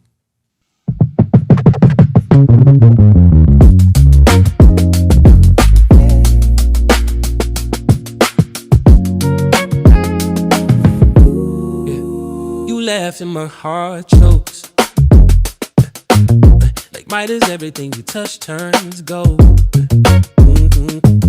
You dance in the hallway like nobody's told. You say my name so softly, like it's a little word. Yeah, every time you're near me, all my doubts get blurred. You take my day, turn it bright, brand new. Every look you give says I choose you. I get you more than anybody ever could. You get me. In a way I never understood. In every little smile, every little move you do. Ooh, baby, I don't need a reason. I just know. I get you.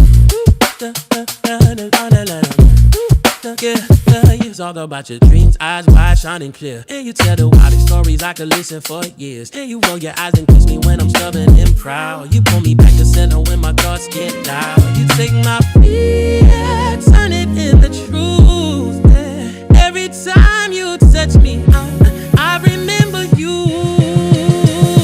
I get more than anybody ever could. You get me, yeah. In a way I never understood. Every little smile, every little move you do. Ooh, baby, I don't need a reason.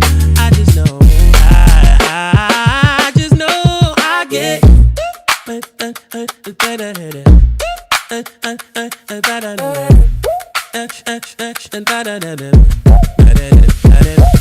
the world feels heavy on my shoulders, you lean in, lay your head right over mine. You say we can carry this together, and just like that.